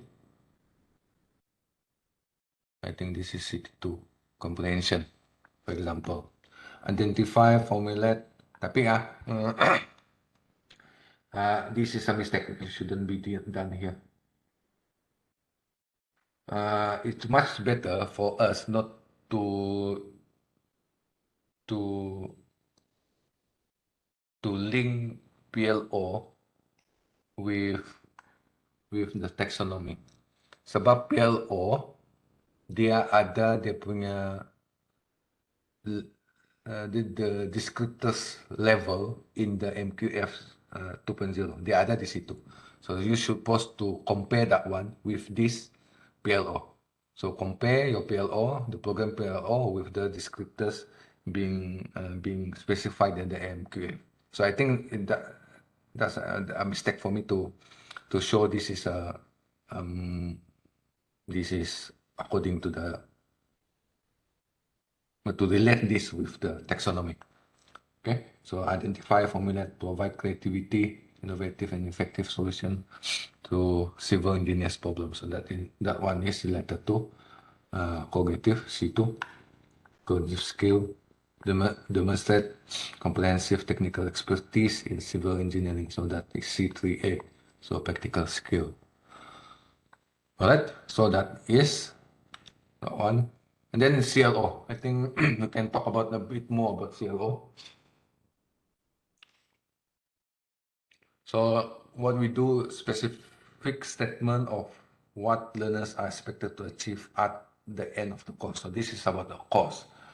So statement must be aligned with PLO or LC on the cluster and must reflect the achievement in terms of cognitive, psychomotor, and affective domain of learning. So this one, so CLO is looking at, now barulah kita boleh cerita pasal taxonomy.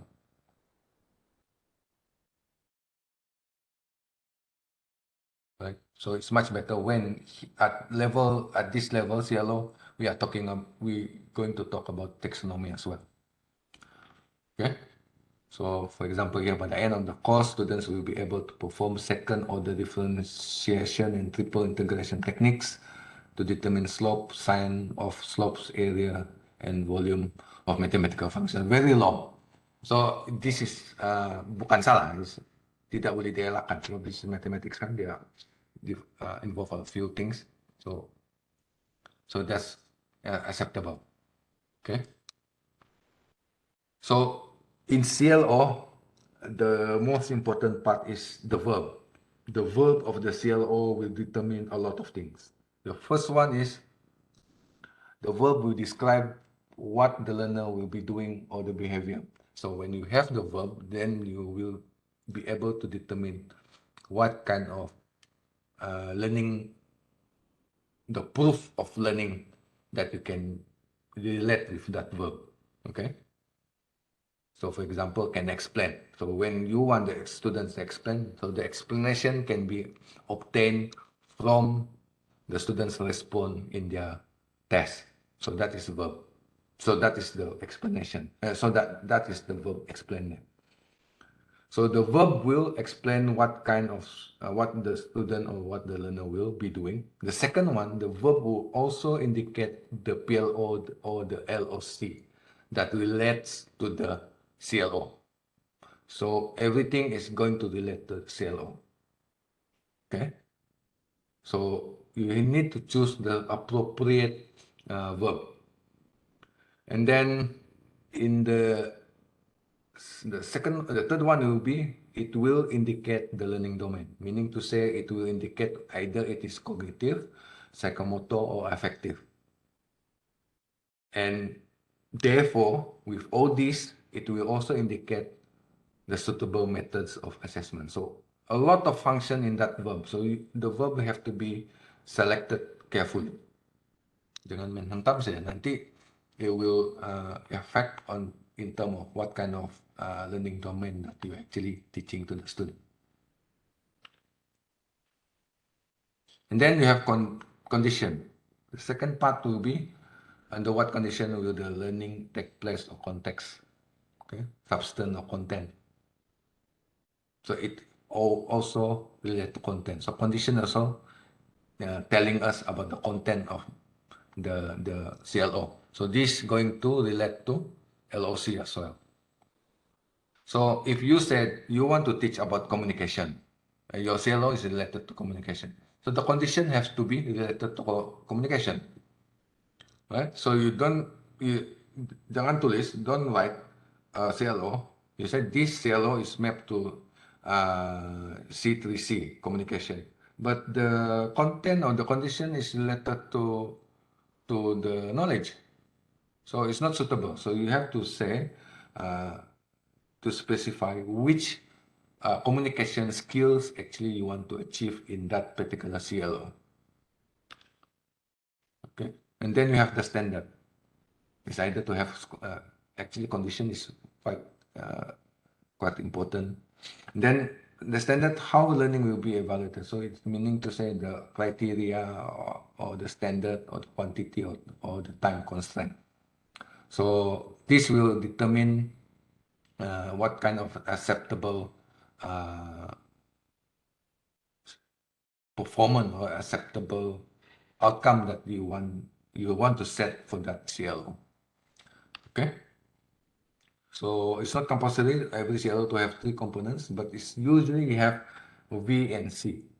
So V and C is will give you a lot of information already. You will tell what kind of the verb will tell you what kind of learning taxonomy, and then C will tell you what kind of LOC that you actually want to achieve in that. You want the student to achieve in that CLO. Okay, this is some example, standard example. Already this, so if you have verb only, describe the principle of radiation protection. So actually you have the verb here and then the content here. So this will tell you. Okay, this is C1, for example. So this will tell you this is C3 to describe taxonomy level 2. Okay, orally will be the condition. Orally describe the principle of this and that. Okay, that V and C. Then the third one, everything is there. Orally describe the principle of radiation protection as defined by ICRP. So this is the standard. So this is the verb. This is the condition. All right. So the more specific you give, the better for the student. It's going to be much clearer how we're going to deliver the course. Yeah, for example, here design a dark room and then design a dark room using Microsoft Excel design template.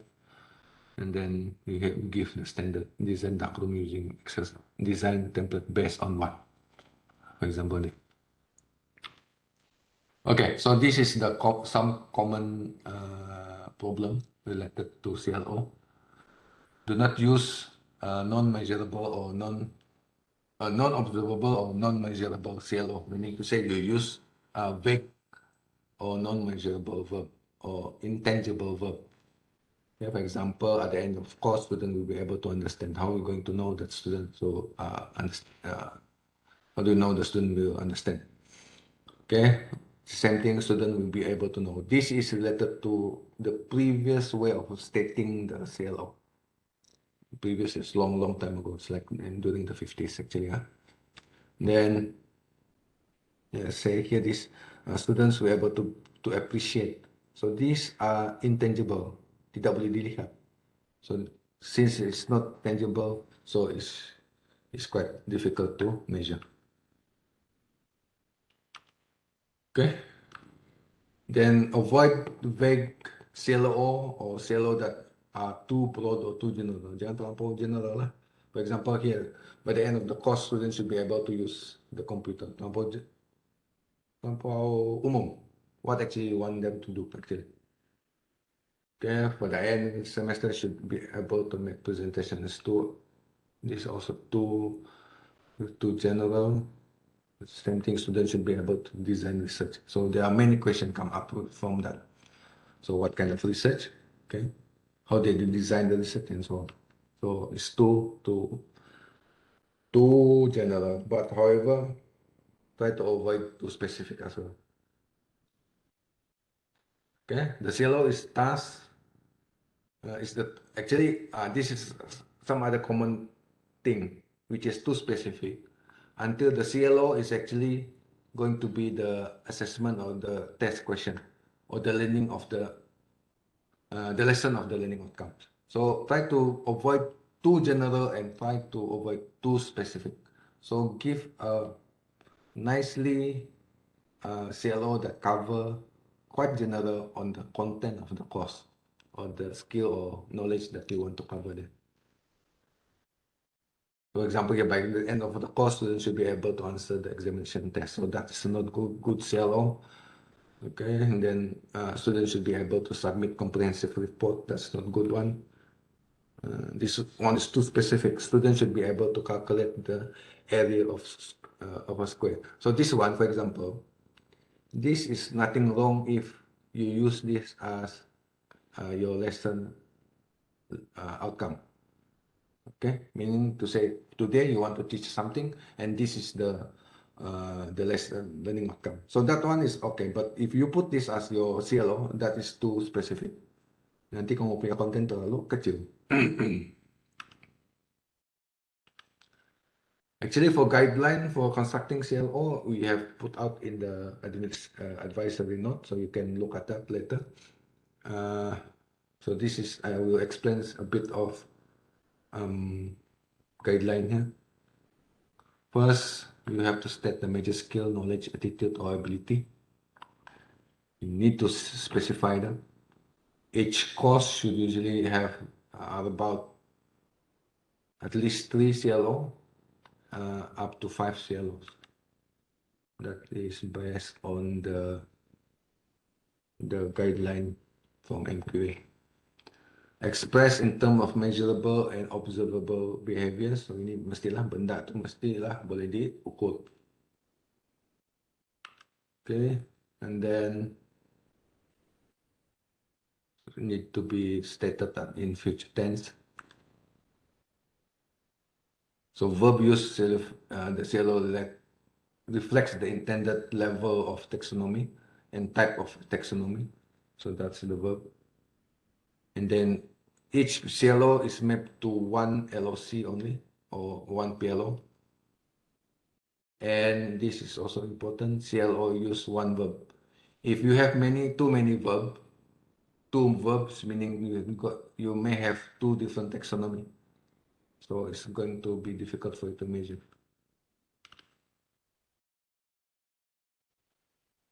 So how are you going to do this?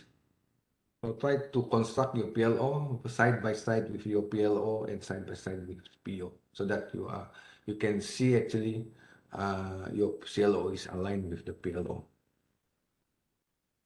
Then focus on the outcome, not the process. So look at the ability, look at the skill, look at the competency that the students should be able to achieve after your completing the course. And then verb have to be explicit and observable, meaning to choose the verbs that can be directly observed, not something that related to feeling, and also implicit, or meaning to say something that is internal. Okay, write the CLO based on what the learners can do, not the lecturers or the instructor.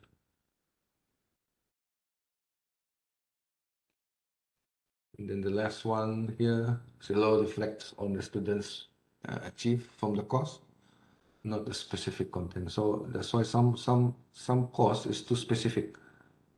Okay, jadi don't try to avoid that one. Make your CLO a bit general that covers different content. Okay, so these are some of the example here. They are not perfect example. Can any of you detect which are the good CLO and which may not be the best CLO that can be improved? Coba kamu cari mana satu yang oke, mana satu yang kurang oke, ataupun langsung tidak oke. And then try to determine whether it's psychomotor or cognitive or affective.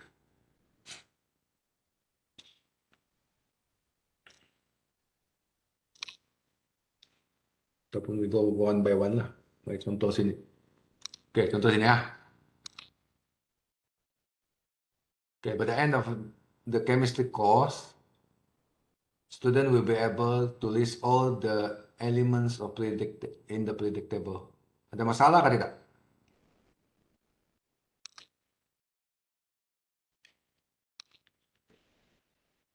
Saya rasa ada orang kimia di sini. Atau sains.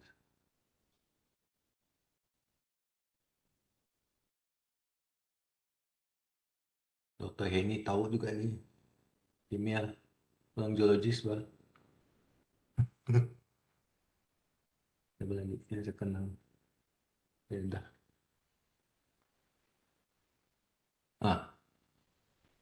Dr. Zasma ada. Coba lagi ya. Oke, sesuaikah outcome nih?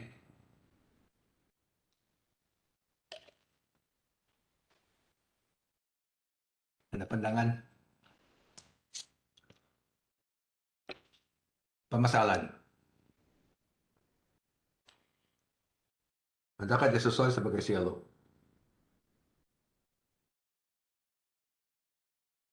Yang ini. First one.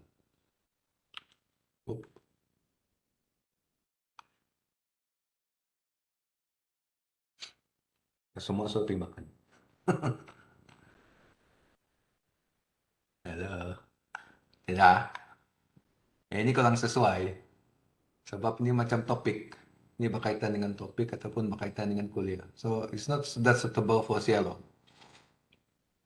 Semua ada cukup sifat, tapi dia terlalu spesifik.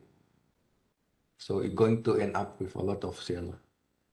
So, try to avoid this kind of CLO. So, make it a little bit general. Yang kedua, mana saya? By the end of the French course, students will be able to translate a paragraph of text. Ini pun sama. This is a bit problematic juga. Dia terlampau spesifik dan juga ini adalah dia seolah-olah assignment. Jadi janganlah begitu. Dia seolah-olah assignment dan apa ya LOC yang terlibat. So you have to look at that one lah. Kita kena tengok juga tuh. And then by the end of the BIS course, students will be able to apply basic web development skill to an actual web page on the internet. So this one is okay. Dia melibatkan a bit general. So this one may be C3D. Digital skill. Ini C3C. Ini C1. So kita boleh tahu tuh, boleh tampak apa yang di apa LOC yang terlibat. Yang ini apply. So this one will be CT3. Alright. Able to translate. So ini pening kepala. Apa nih sebenarnya?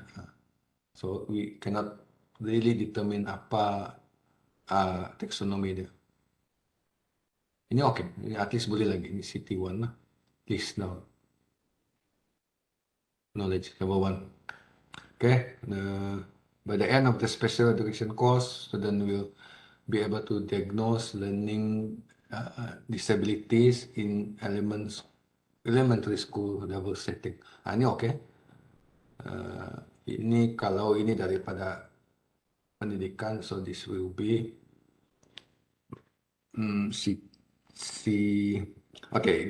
ini ada dua, sama ada C1 atau C2. Tapi kalau saya akan letak di C1. C1 berada pada CT, diagnose. Dia akan jadi CT4, analysis. Diagnose abilities.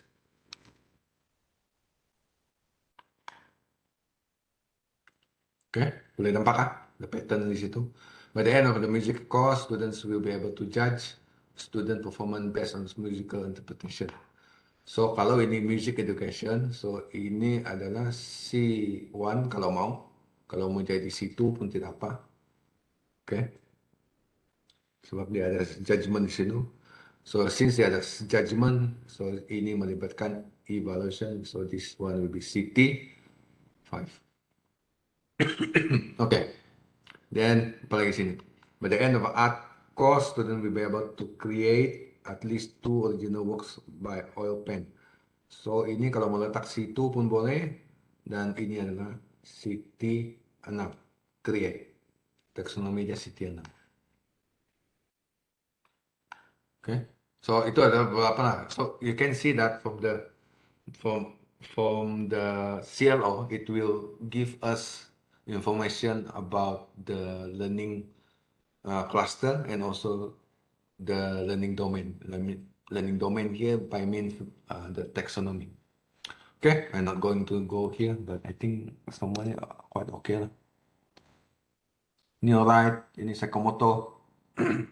So we are able to create done. So I think this will be PT7 yang paling tinggi, create kan. Jadi kamu akan tanya saya ini done step sama ada, since dia step, I know this is Sakamoto. So ini macam mana? Kalau ini di Astif punya student, saya akan letak dia di mana? Dua kali saya akan terpaksa letak dia di C3 Practical Skill. Okay, C3 Ya, apa lagi? Sini ini pun sama. Demonstrate, okay. Ini perkataan penting. Demonstrate proper use of woodworking tools to vocational. So ini juga psychomotor. Ini barangkali yang sampai mekanisme. Saya lupa sampai mekanisme 1, 2, 3, 4. Okay. So ini pun C3. Okay. So itu adalah beberapa cross learning outcome. So you can see that every CLO outcome ini akan melibatkan LOC dan juga taksonomi. Taksonomi ataupun saya panggil sana learning domain.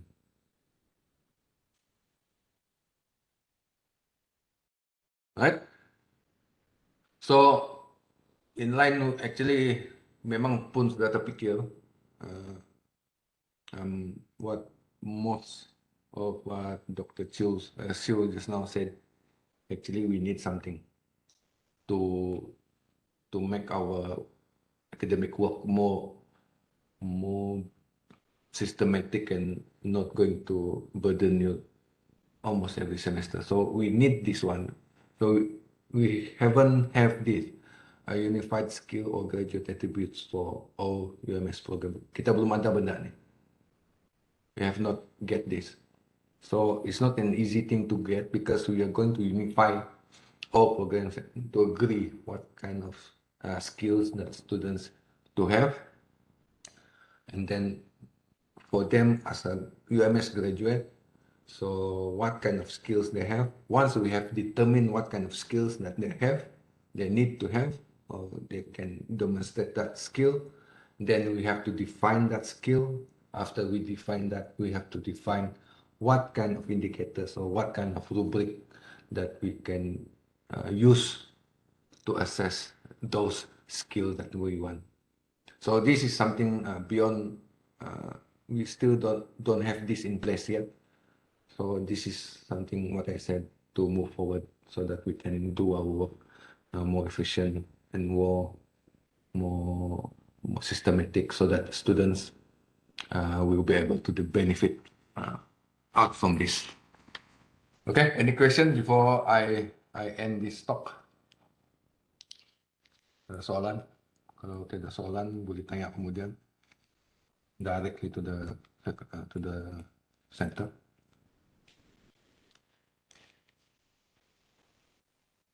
Any question? Tidak.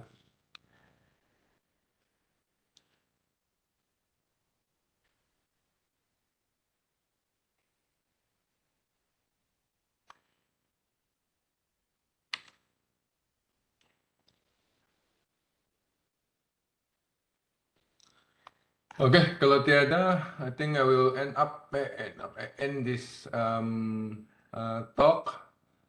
So I hope it benefit you. Although lebih kurang 80 orang saya, 80 orang, less than 1% of our lecturers, but it's a good start for us.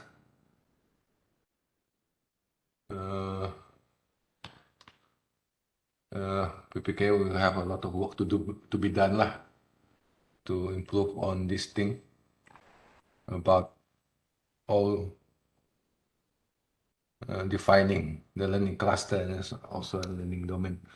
So good luck for your next semester's course preparation, and thank you for coming for the course. Okay, so see you again next week. Will be another series. I think it will be done by I can't remember. I think it is I guess it will be either Dr. Vincent or Dr. Oh, I think it's Dr. Amir itself. No, I'm not sure. Oh no. Dr. Zami first next week on apa ini? Dr. Zami will talk about table 4 preparation and course assessment plan, CAP. So this basically related to the preparation of the course table 4 course information. Okay, thank you very much. So see you next week and bye bye.